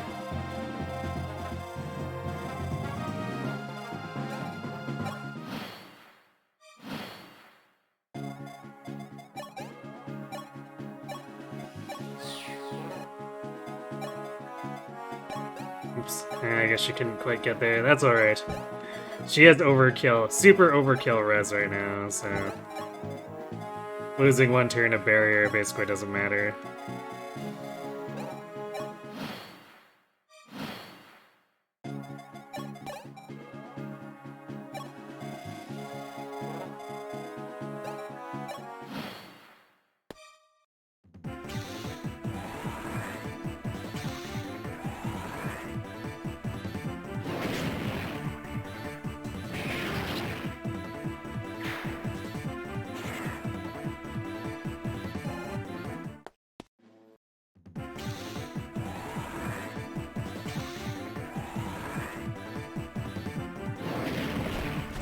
Couldn't even hit her either.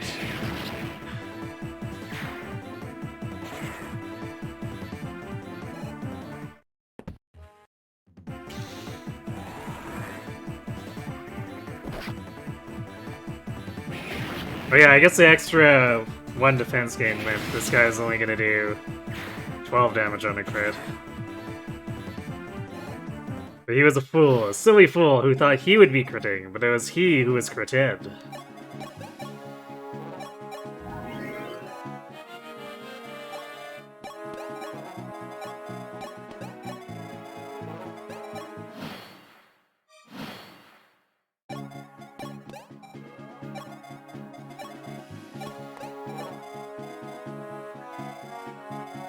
Alright, so we'll feed the last 2 enemies to Tiki while Marth walks back to capture.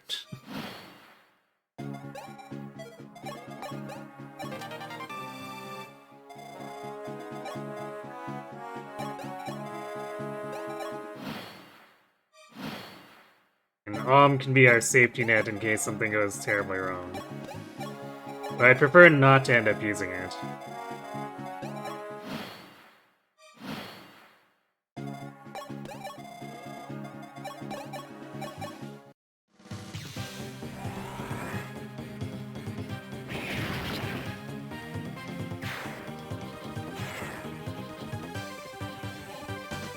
Wow, 11 whole experience. But this is enough for her to gain one more level. Oh yeah, let's see.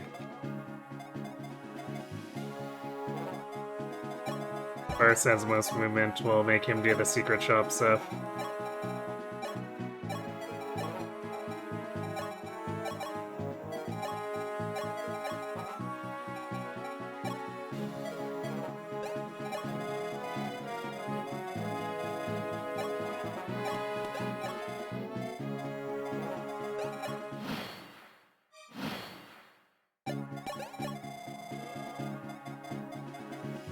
Definitely don't want to forget the secret shop stuff, because that's gonna be necessary to beefing Tiki up.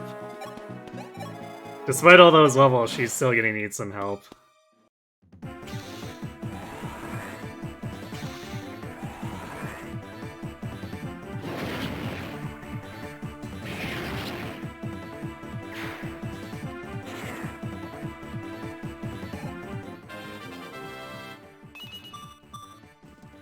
Yeah, more strength and hit points.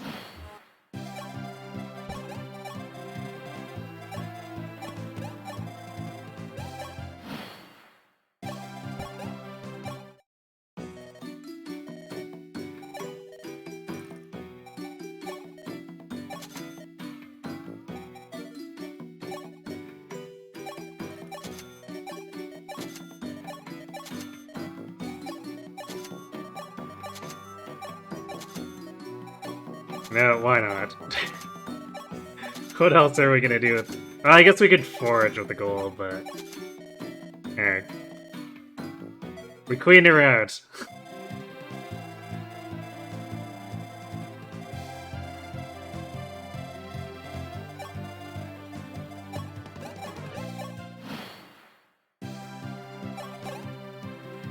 Okay. So there wasn't anything else to loot here. Got the alms staff, we got our secret shop. Let's call this done.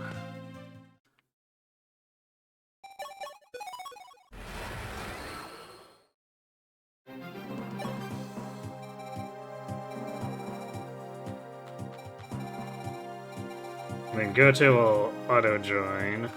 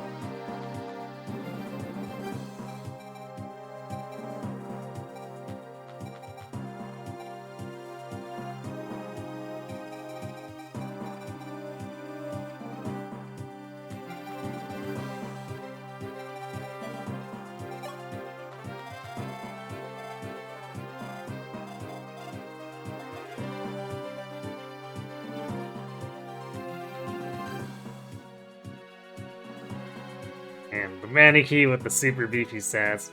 I guess it's basically evil Tiki with a fire zone.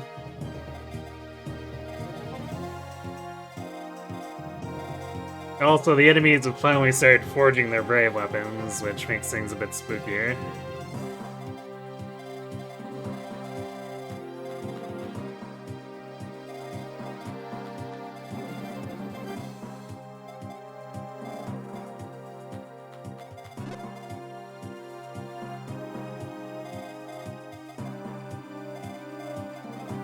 Stupid Pachyderm, too. Kinda one-shots most of the team.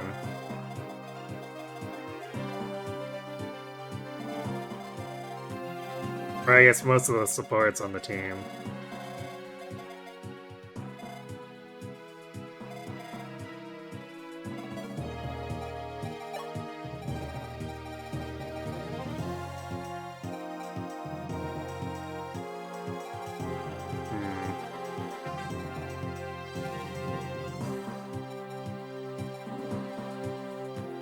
Thunder won't be able to do much. Might not be strong enough.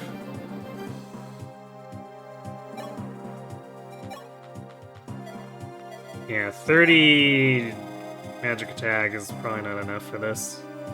Not by a long shot, I gotta hit it twice.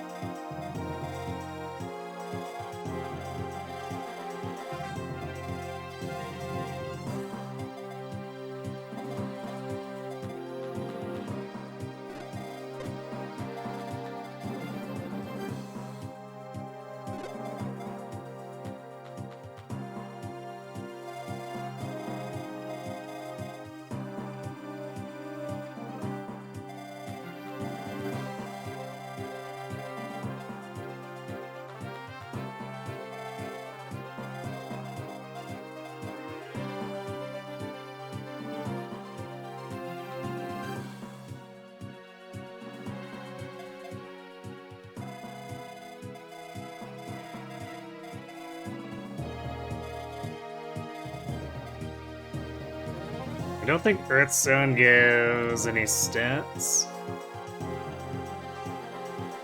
So it's just a 20 might, and then what Medeus has is what you see is what you get.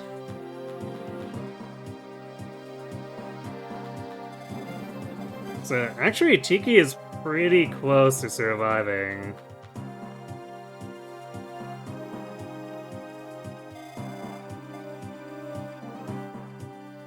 Actually, wait.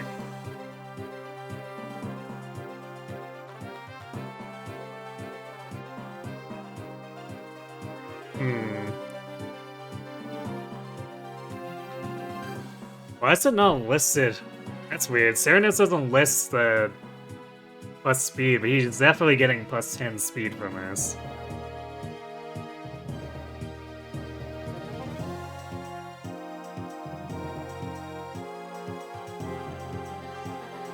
Doesn't one hit KO Marth, which the Patronage, the Ballista? Because the enemy Ballista definitely does.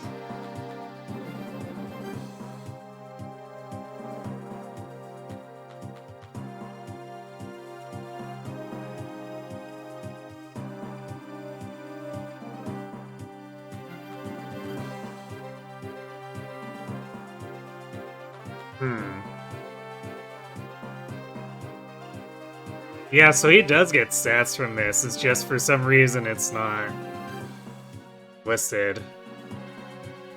Because Mortal Dragons has it, so he's got... Actually,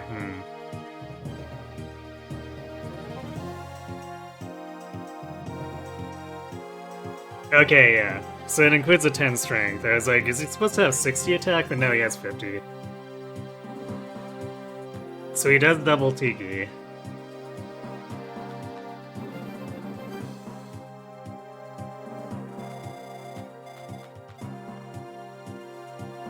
But one Seraph Probe stops her from getting 2-rounded. If we give her...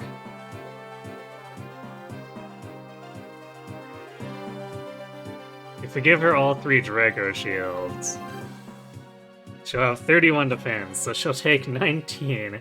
So a little bit of physicking be enough here.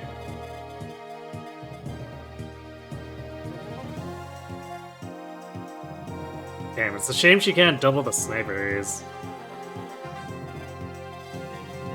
Because the best she can do is 24 speed with her Divine Stone.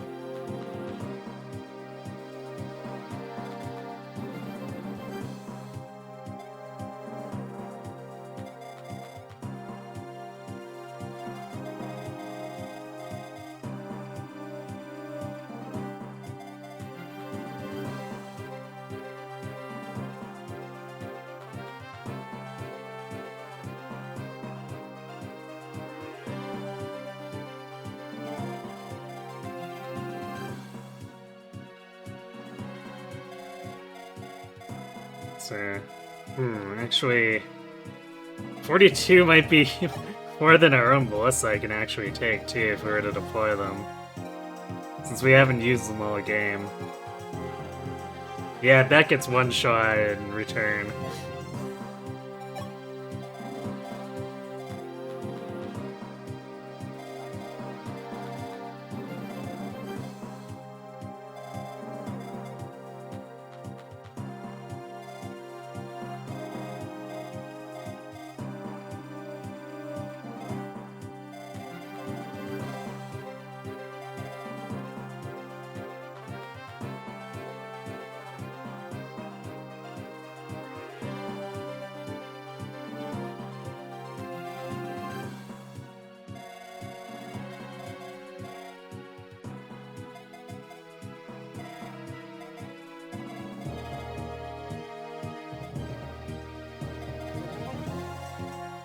This is a bad starting spot up here, too, because of the Pachyderm.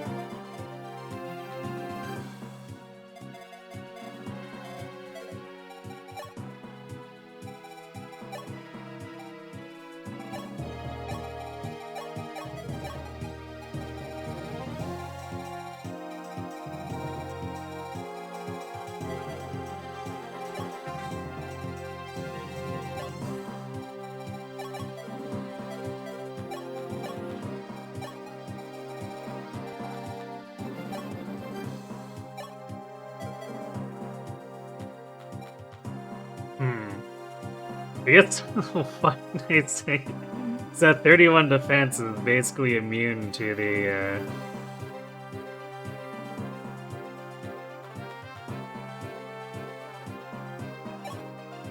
Brave Bows, or actually immune to the Brave Bows.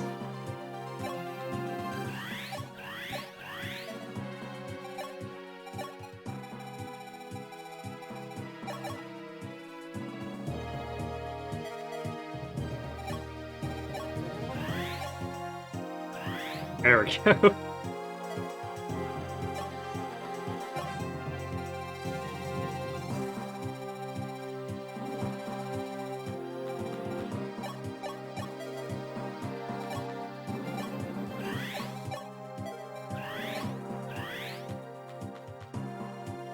Tiki smash!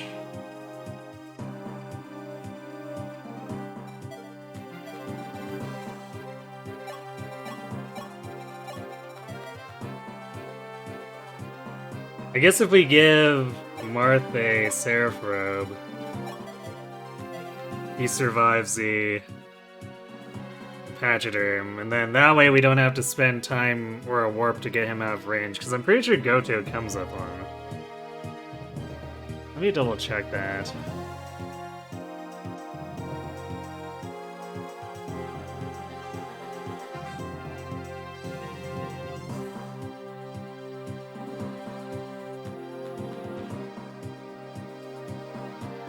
Also want to make sure that Goto...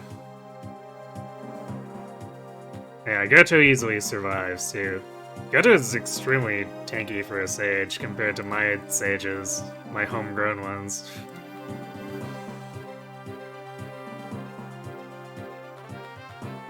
Oh, I guess he doesn't. No, he comes with... he brings a... That's what it is. He brings the player's only Swarm Tome.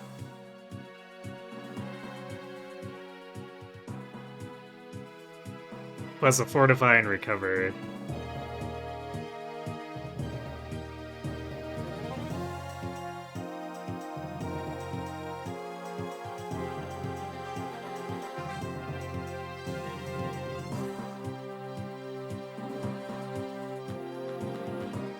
So yeah, I guess it's doubly important to not waste the warps with him.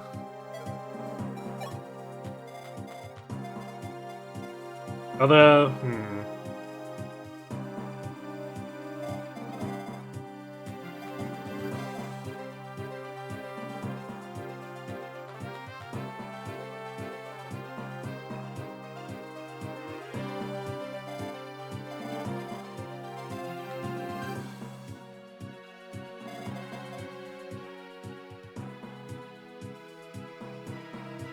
we might need to use the turns, actually, or the first turn to swarm kill this.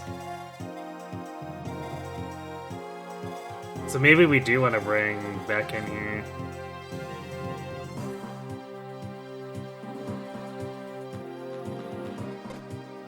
Though what is Beck's hit rate gonna be? I suppose that's where we could use our secret books.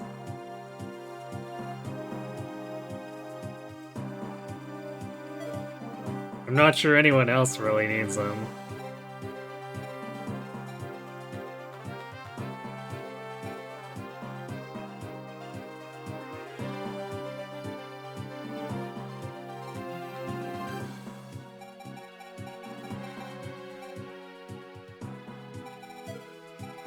So I really don't see a reason to use George here.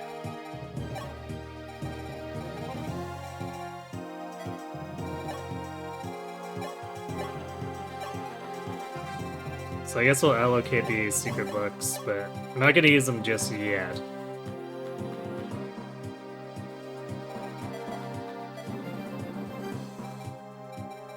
And then Swarm is... a 6 attack, so what does...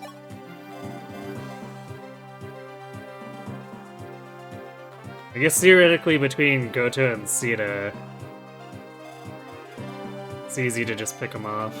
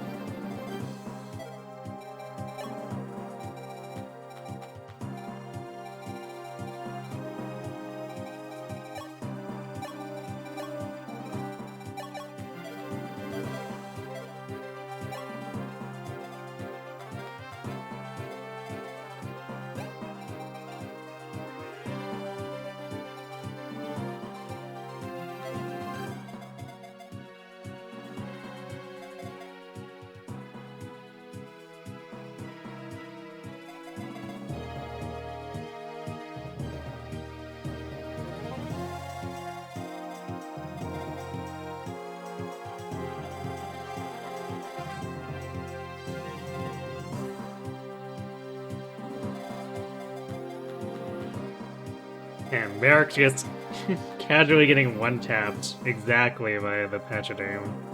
Sad.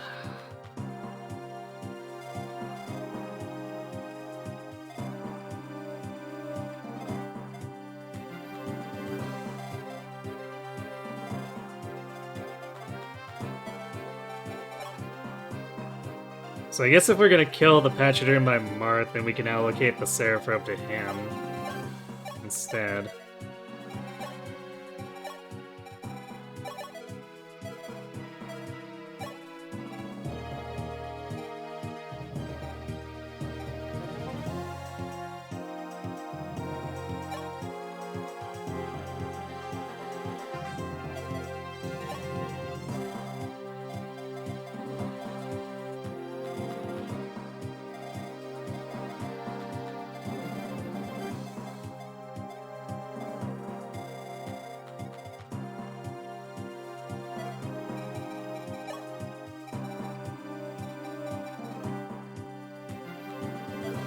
Do we want to keep Lena here?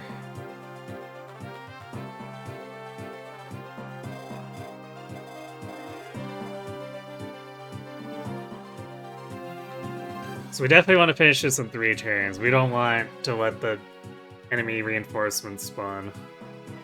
And those start on turn 4.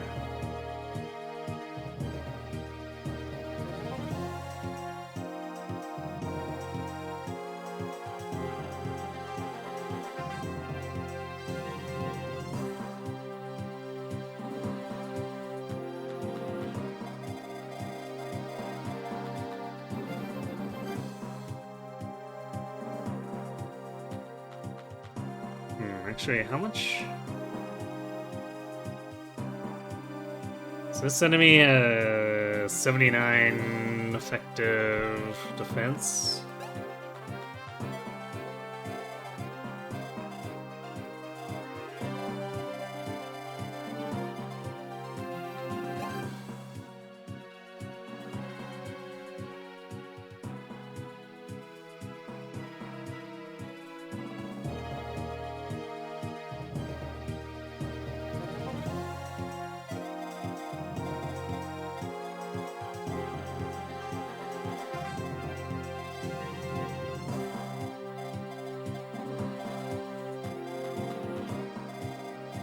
I think the one, let's see.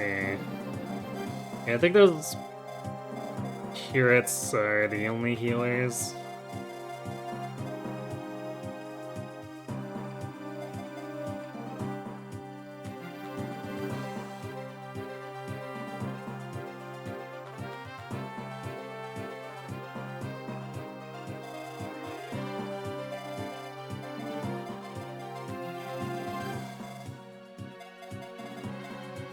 I feel like this upper corner or upper left corner is gonna be kind of useless. Because the swarm here is much more tankable compared to the 40 attack Patchadames.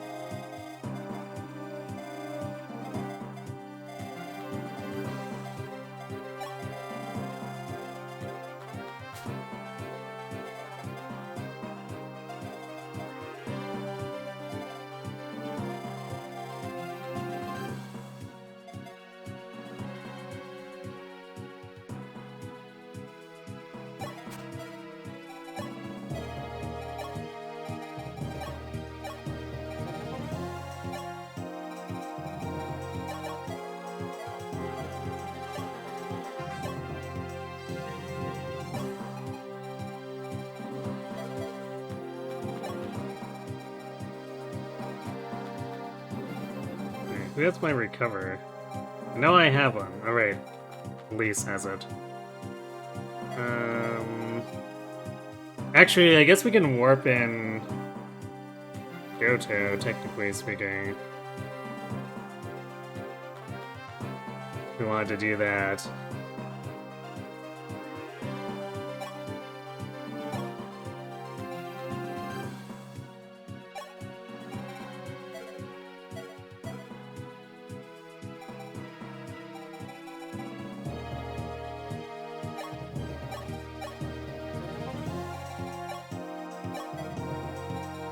Wendell is technically the tankiest, though I don't know if it matters once we're in here. Oh, I guess it sort of does because of this.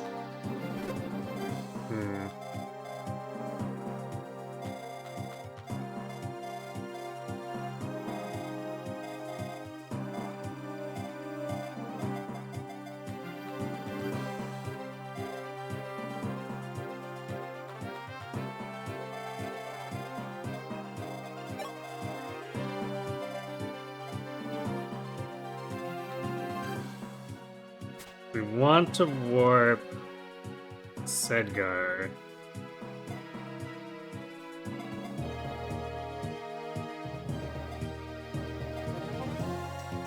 I think we want to copy Sedgar too.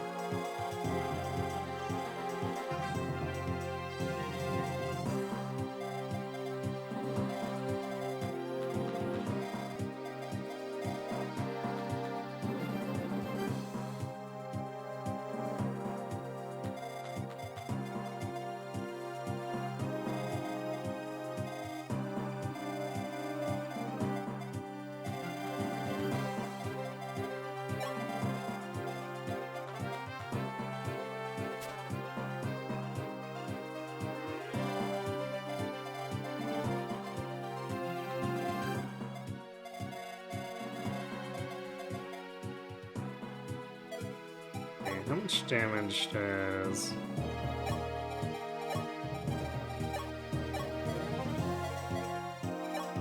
Okay, so we could warp... We could also warp, Wolf to kill this and barrier him.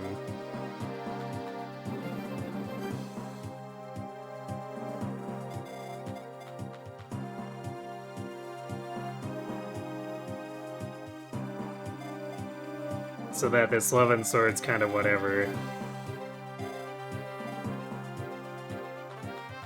Big scary thing is that he doesn't quite have enough luck. Although I guess we could give him one of the goddess icons.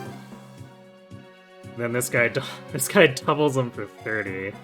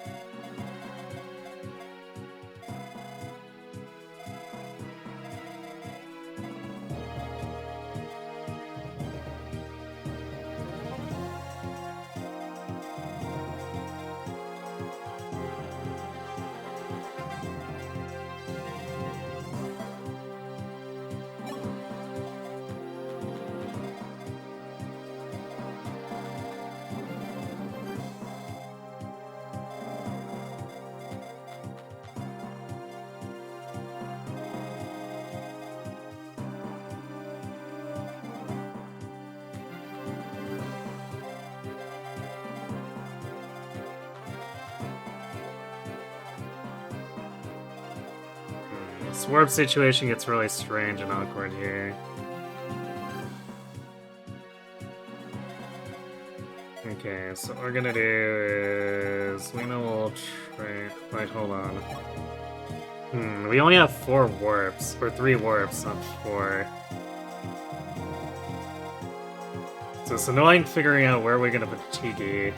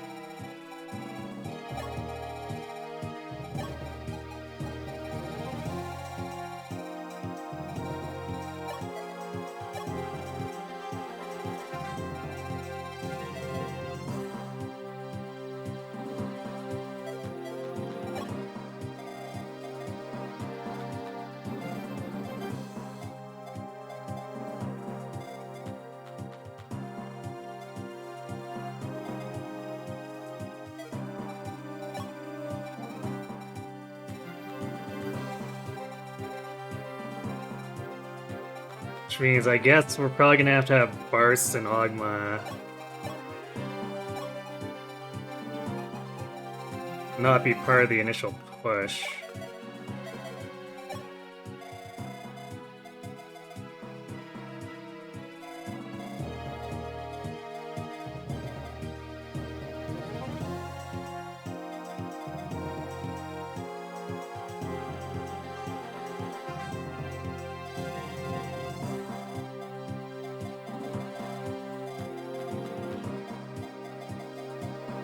I'm also not sure if this guy's gonna move. Because it says he'll move, but he might just stand in front of a dais to try to body block us from getting at him.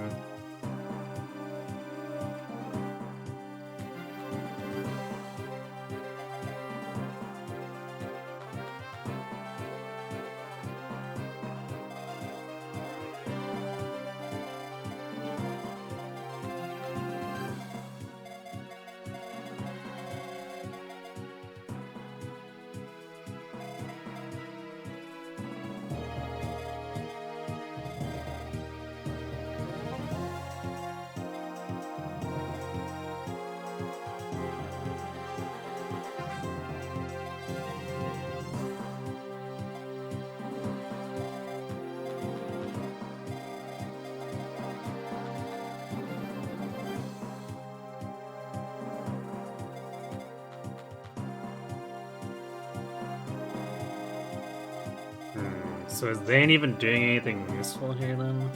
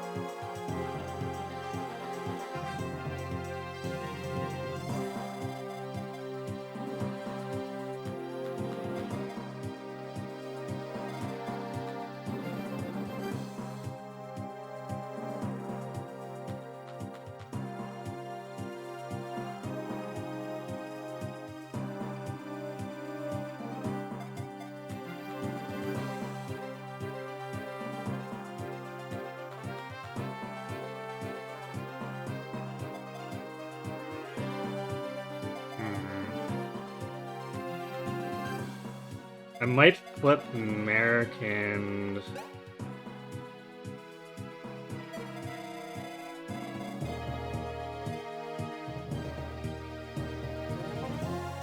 Damn, actually, Excalibur doesn't do enough to kill us.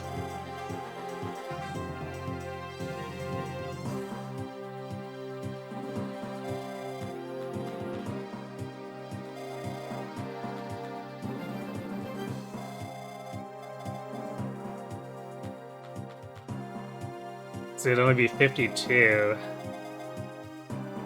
Leaving this Draco with 10 hit points. Rough.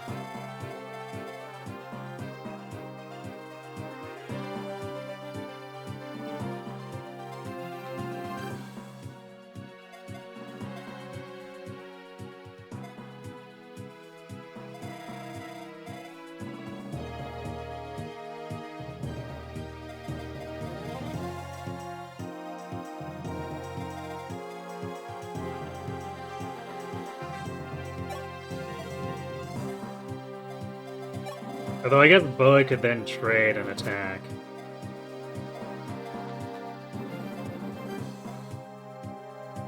Or Wendell could.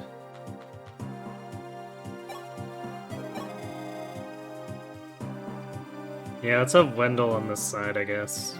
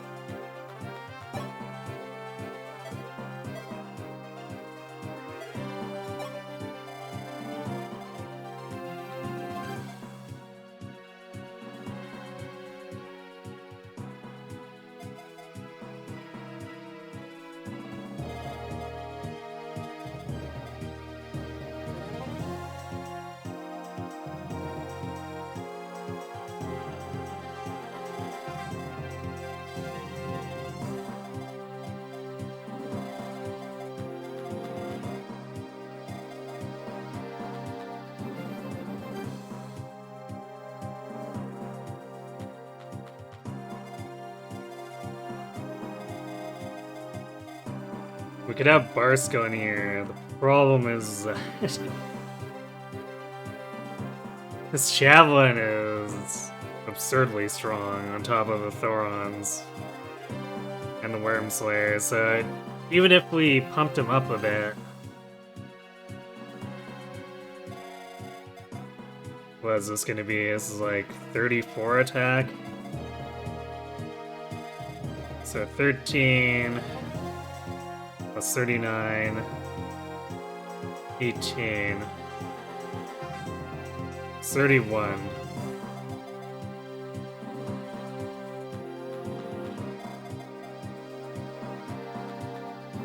I guess if we give him all the talisman, he'll barely survive.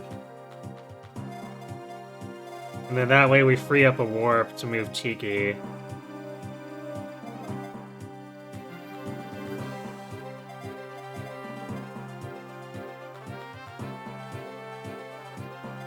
Yeah, endgame.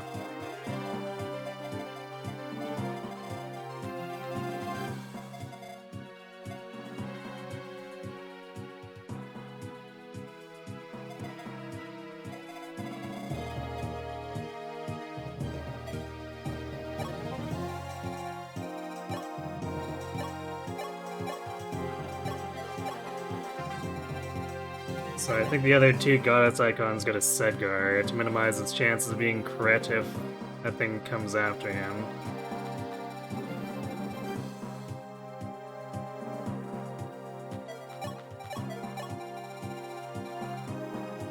Probably energy drop?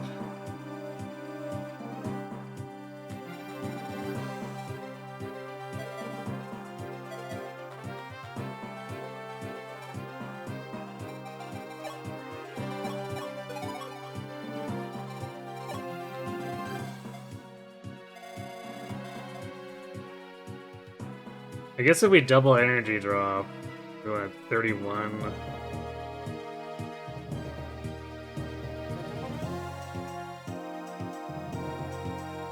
No, we're close to killing the sniper with one attack or one round.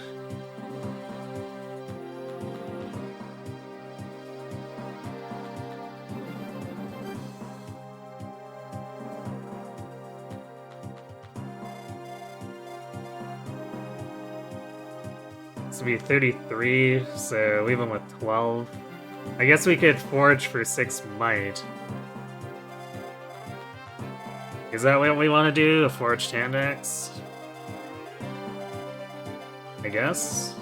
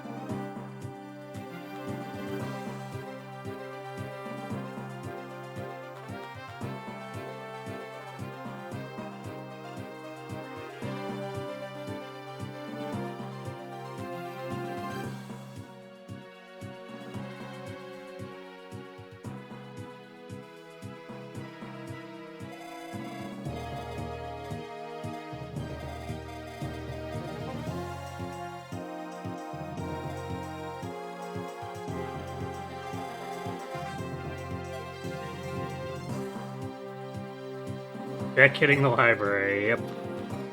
We don't want him to miss.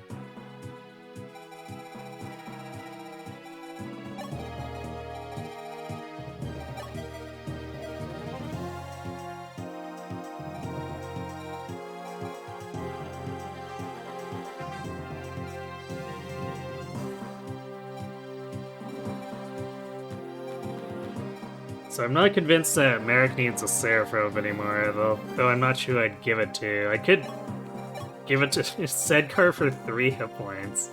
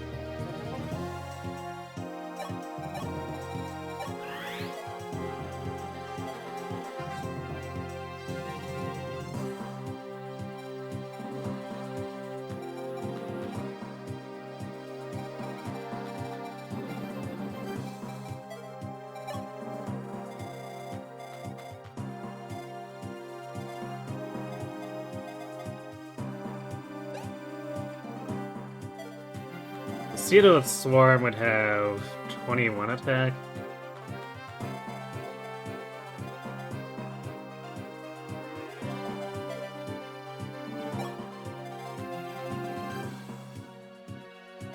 So I guess she probably needs that last Spirit Dust.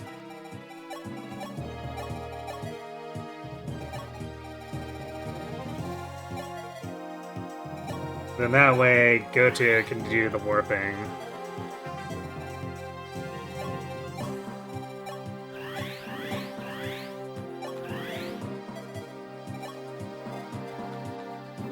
Damn, still only 94 hit. Despite all the secret books. Feels bad, man.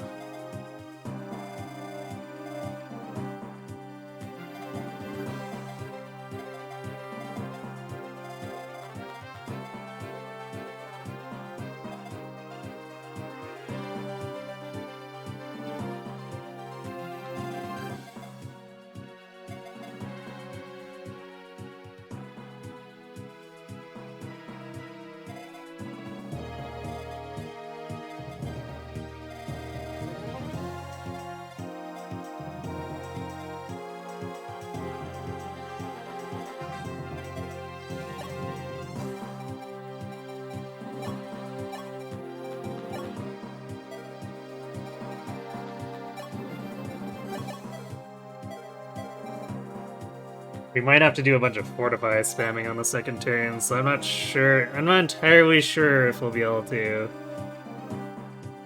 get a second warp off here. Actually, where is... So we need Merrick on this side to have the warp. So we have warp on a lead. Yeah, we don't need the second warp on Lena.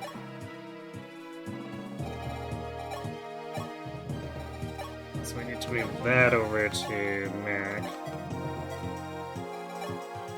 I'm just gonna hold the Seraph for now to see if anyone barely needs enough bulk to get through this. Or some extra, which most likely would be Sedgar, but can't say for sure.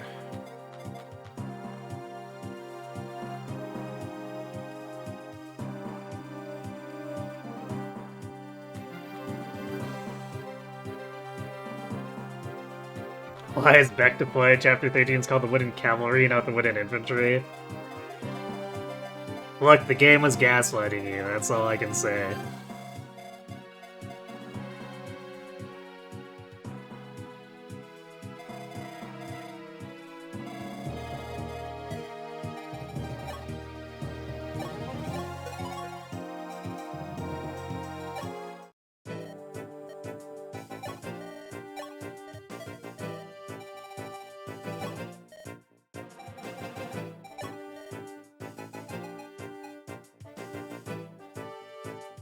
Alright, so as much money as I thought it would cost me.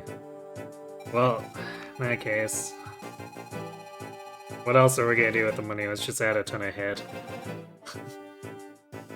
There we go, 98 hit. Why not?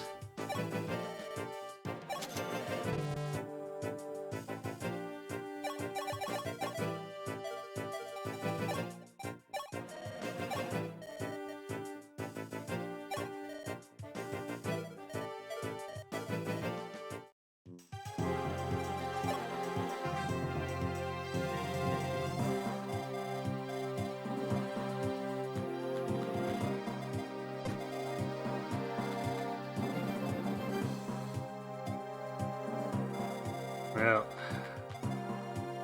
see if this goes horribly south, I guess, but I think we're in a reasonable position.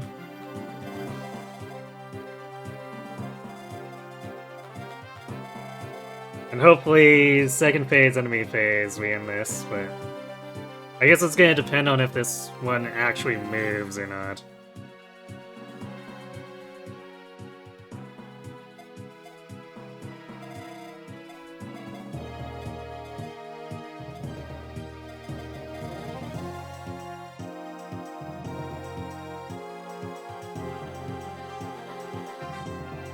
Because if he doesn't, there could be trouble.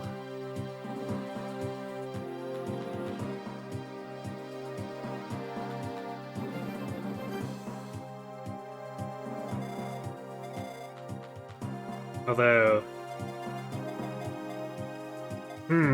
we could try to swarm snipe him over the top here.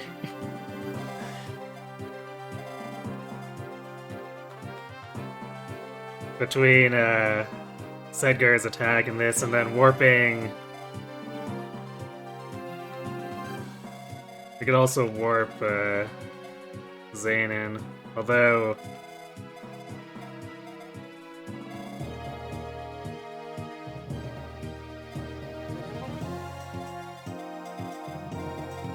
They might be too busy defending themselves up here.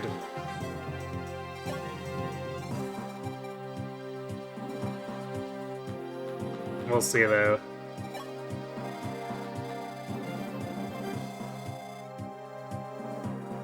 Alright, before we get going on this, I'm going to let ads run a little bit early, refill my water, and then see if I clean it up, so be right back.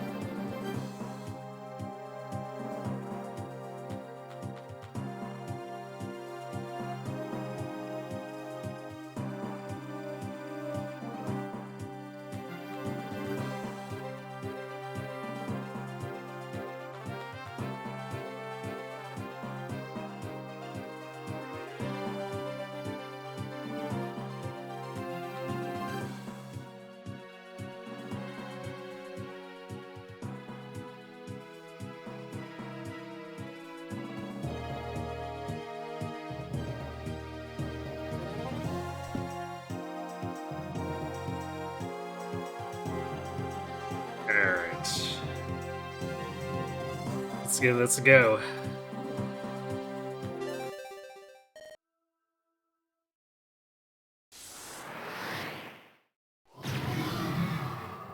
Gasp!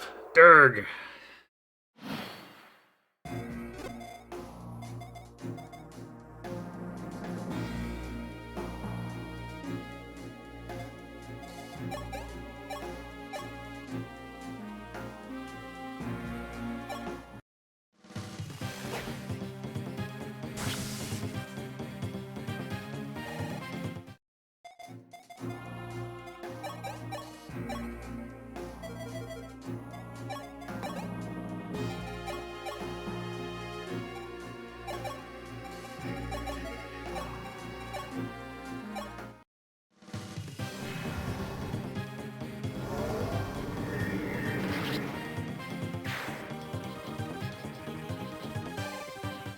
Alright, it's one down.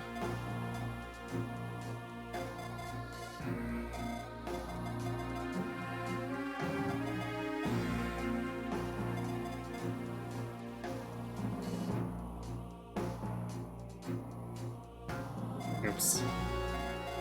I want the barrier and the warp on Lena here when I should have traded one over to Boa or something.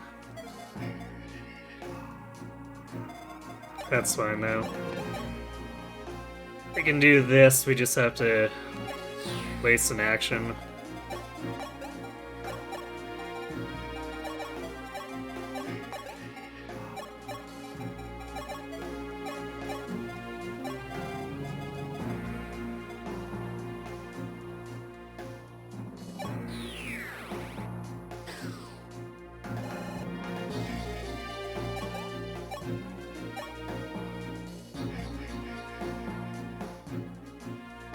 Damn, wait, that wasn't an... not doing enough damage is a problem.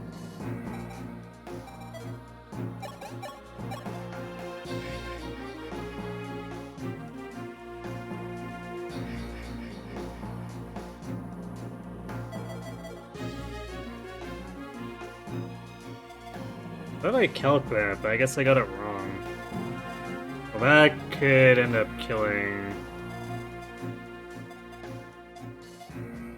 Elise very easily. I guess we'll let this play out to see what the first turn ends up being, but unless we crit here.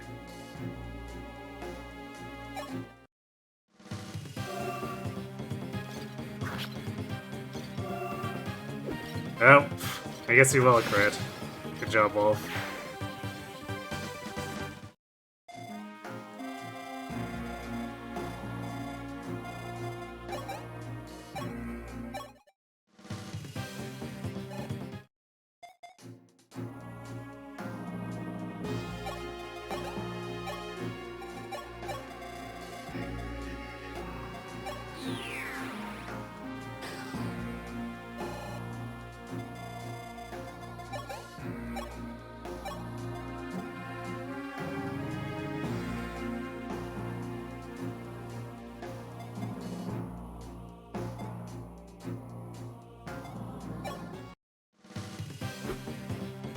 Actually, maybe I should have forged crit rate for trying to get at this dragon.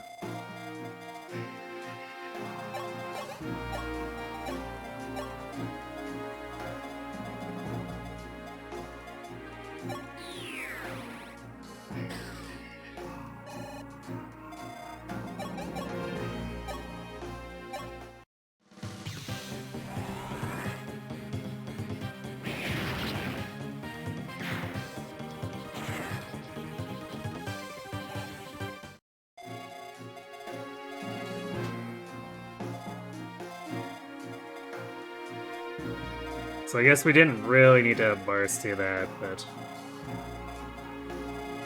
that's alright. Or like, get prepared to kill this guy. Granted, I guess he could be our, if things fail with backup plan.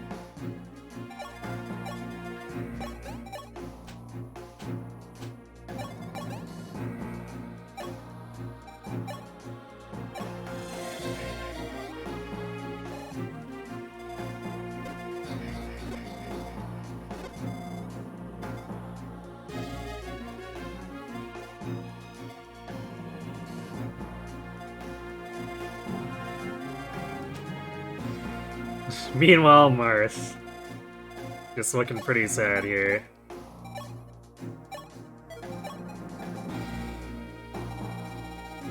So we'll grab a key in case we need to open this, but obviously we don't want to do that now or he'll get owned.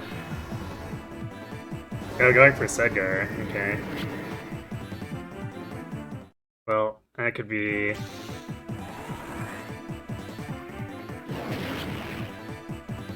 little scary here. Nice crit.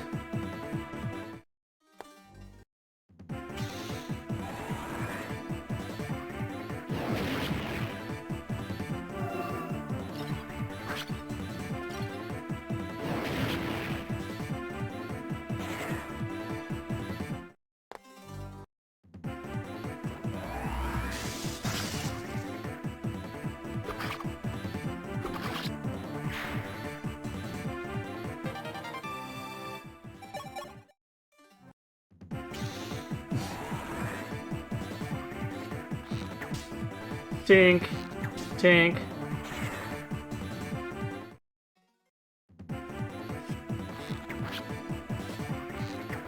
So even if Sedgar had gotten crit there, it would be fine.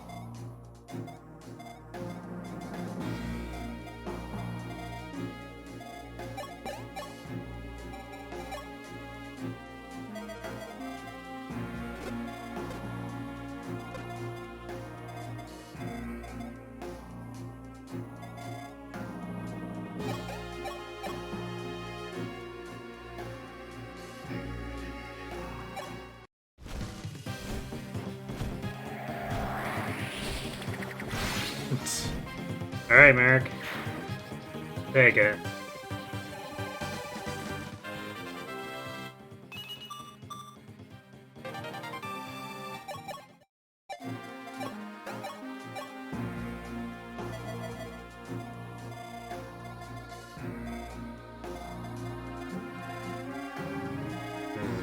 All we can do is just this. Get in the way.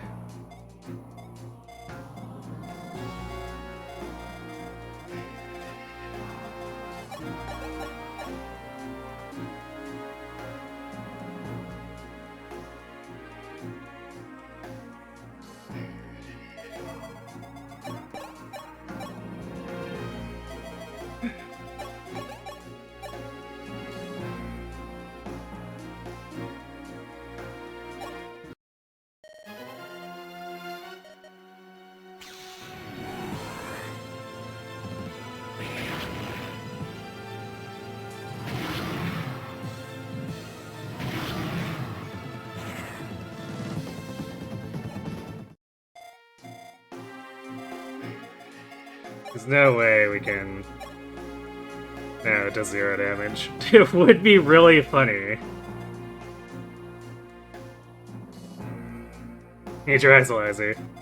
Yep, time for a dragon fight. Although we pretty much got this.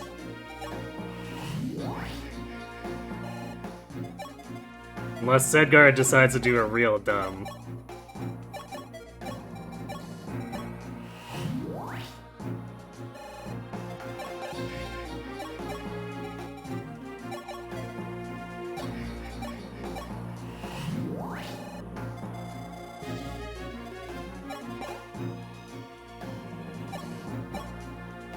It's actually not enough to save it. If he screws it up. But I mean, it's a 99, right? He won't screw it up.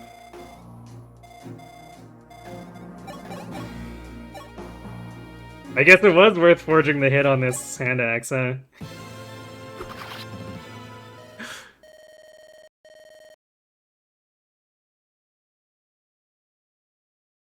I spent an hour prepping for the map, and I'm now 7 minutes in, and Tiki's already fighting Medeus. Yep. This is... Thanks for the GG's. Usually the map's over in like 1 minute. Yeah, I didn't want to do the Tiki attack warp cheese, so I decided to do it that way. If Tiki had decided to crit, well then the kill would have been hers, but instead it was Sedgar's.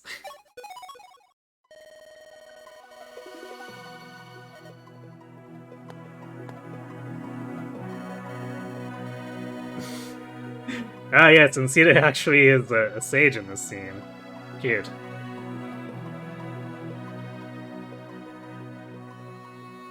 And this is how Marth and Sita ended up in their latest duo form in FE Heroes.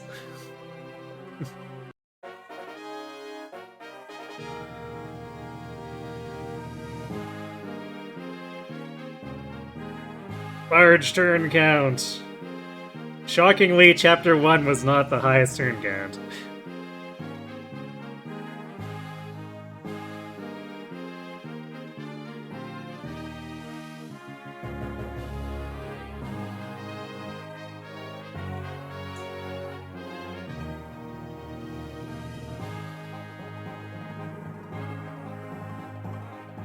You did it, Marth. You pulled me off my Pegasus and everyone off their mounts because no one could have more move than you. Except Boots Sparse. I mean, technically speaking, the Swordmasters and Heroes just inherently moved further anyway.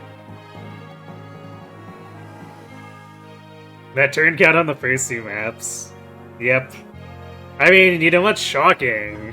In addition to that, is that the 3rd map didn't have 100 turns. Ogma just annihilated Hyman, and we didn't have to be there for 60 turns breaking his weapon.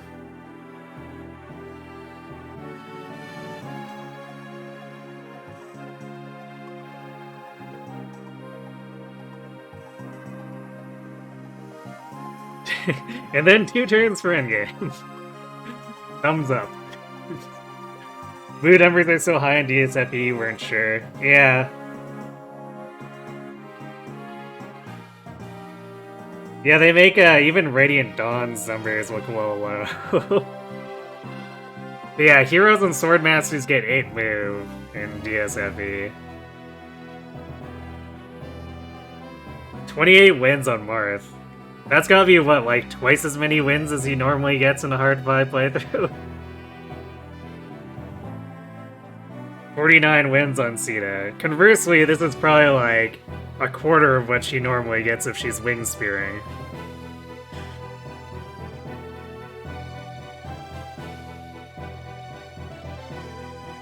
When Jagan win? Which...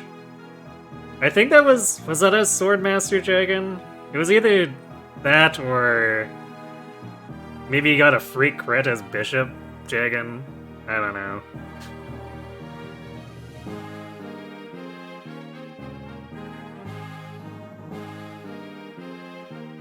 No, I think it was Swordmaster on the Matthias map.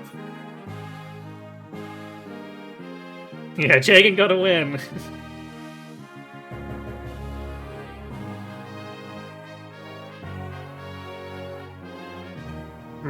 Actually, either the Matthias map or the one with Harden. Because Jagan was kind of actively contributing as a Swordmaster in both of those. So one of those probably got him a kill. 108 wins Ogma. Seems legit. 148 from Barst. Yep. Ogma definitely needed to help Barst get going, but then Barst just pulled way ahead in stats and was the dominant hero. MVP Barst. Yeah, pretty much until Sedgar got balling out of control. It was definitely Barst at the forefront. But like, Sedgar was a max speed, max defense hero.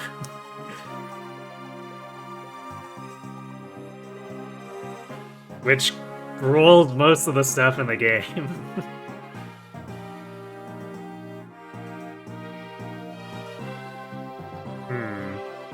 I don't remember getting a Julian or Burrows kill. That's weird.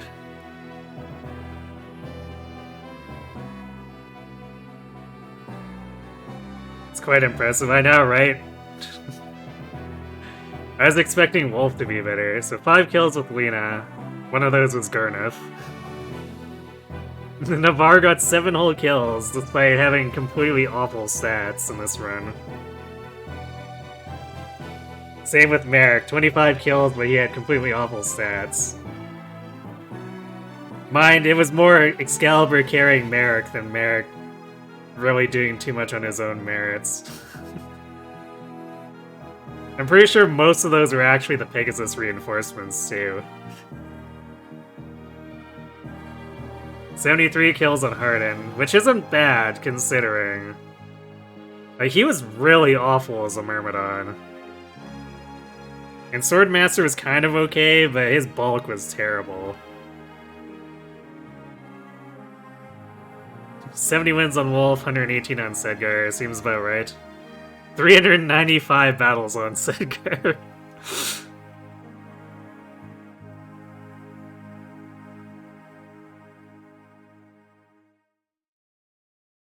Yeah, this was definitely largely carried by Wolf, Sedgar, Bartz, and Ogma. With Sedgar and Bartz kind of being the major standouts when they were at their prime.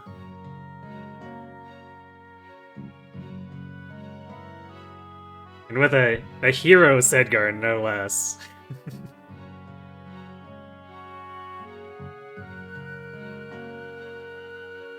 Because, like, once Sedgar ditched General for hero, he actually just never looked back. Meanwhile, Wolf ended up having to go back to General, although...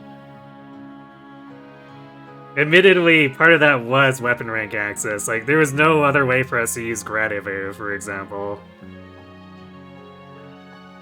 And then the Parthia we ended up never using with him. Even though we got the A rank bows.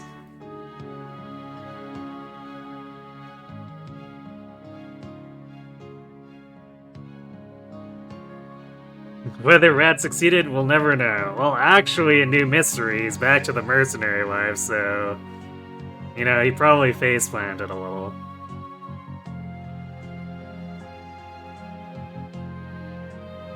Gotta use Gradivu. I mean, you don't have to, but it's a pretty damn good 1-2 range weapon. And if we're being fair, Wolf definitely didn't have enough speed to really cut it as a hero, sadly for him. Like, 22 was getting him doubled, same problem Harden had, even though Wolf had like 3 times as much defense as Harden. So I figured, well, if he's getting doubled, we might as well just go back to General.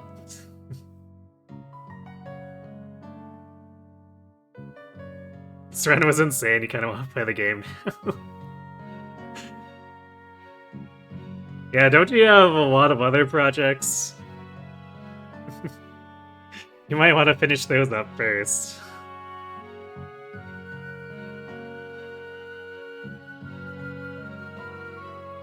I used Beck for endgame. I gave him 4 secret books and then shot the one Pachyderm with Thunderbolts. Because I wanted to get it out of there. Actually, speaking of which, that was a pretty funny play. Shoot him with Thunderbolt and then Sita grabbed Goto's Swarm for an exact math kill.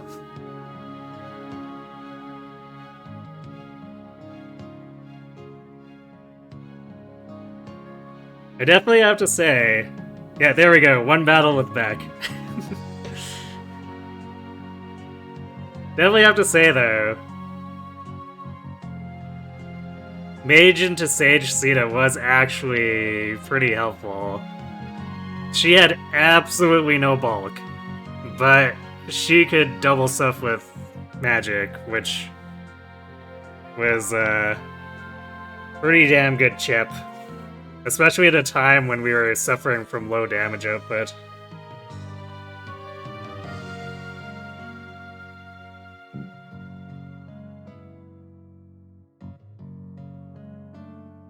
And then, as a sage, we got to see rank for warp and physic, and she had respectable damage with Aura. Lind who?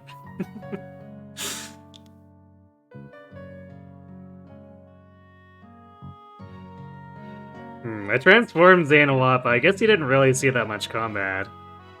Even though he was copying Bars and Sedgar a lot, but I guess by that point we didn't need that much help. "61 kills on Tiki, that 75% win ratio, let's go."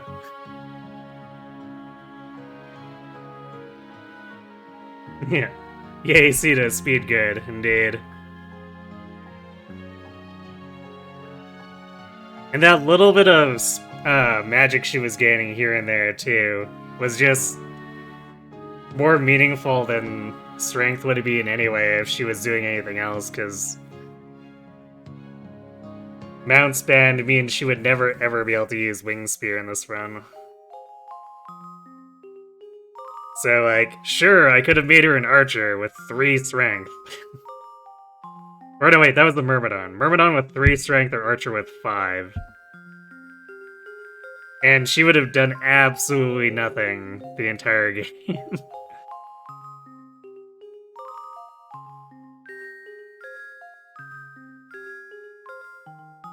You can't believe Tiki's card didn't mention how she moved to Valentia. I mean, that would be her new mystery ending, right?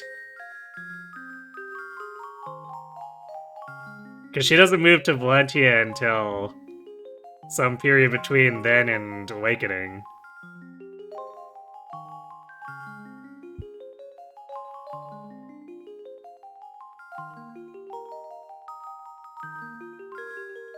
Although it would have been funny if she just randomly showed up in the middle of Echoes, right?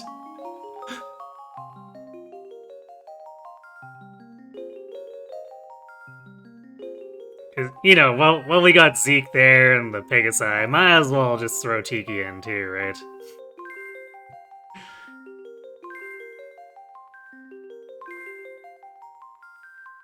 You do recall some magical reclassing of Rusita and FE12 maybe, or Healer. Yeah, I mean, that's more commonly done with the Pegasi, right? The White Wings.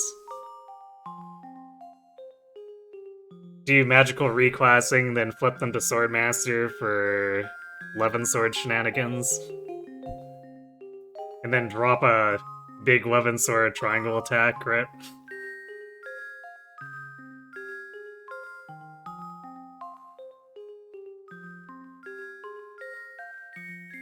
Alright, good night, Shim. Thanks for watching. Have a good sleep. Sounds fun. It might be what I go for when we do get around to New Mystery.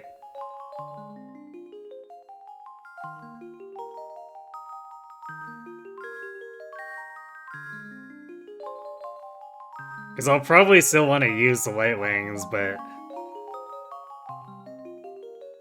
Myrmidon and Archer are probably not going to feel terribly appetizing. At least, like, raw. So I'll probably train them in magic classes. And eventually try to do Swordmaster and or Sniper things with them. I'll likely flip them around a bunch. Because it's likely we'll have to rely on Triangle Attack for some key kills. Not gonna lie.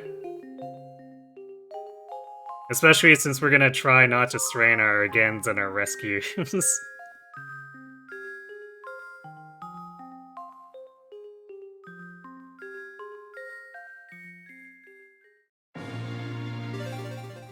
Alright, well... It wasn't exactly the cleanest endgame clear, just because it was facilitated by a bunch of crits, but still.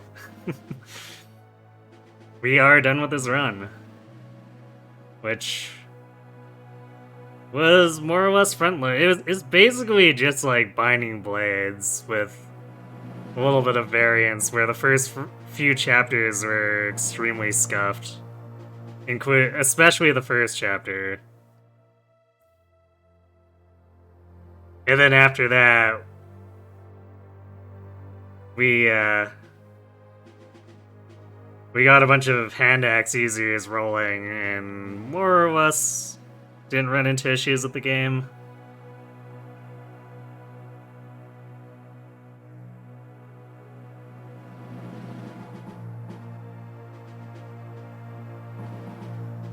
Because Binding Blade was pretty similar with Wade, Lot, and Deke. I guess maybe a little weirder because Deke didn't have axes right away.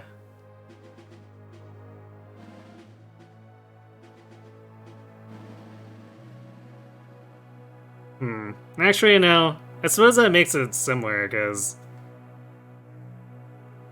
like basically Deke and Ogma, and then getting Lot into a place where he was able to do stuff kind of like with Barst.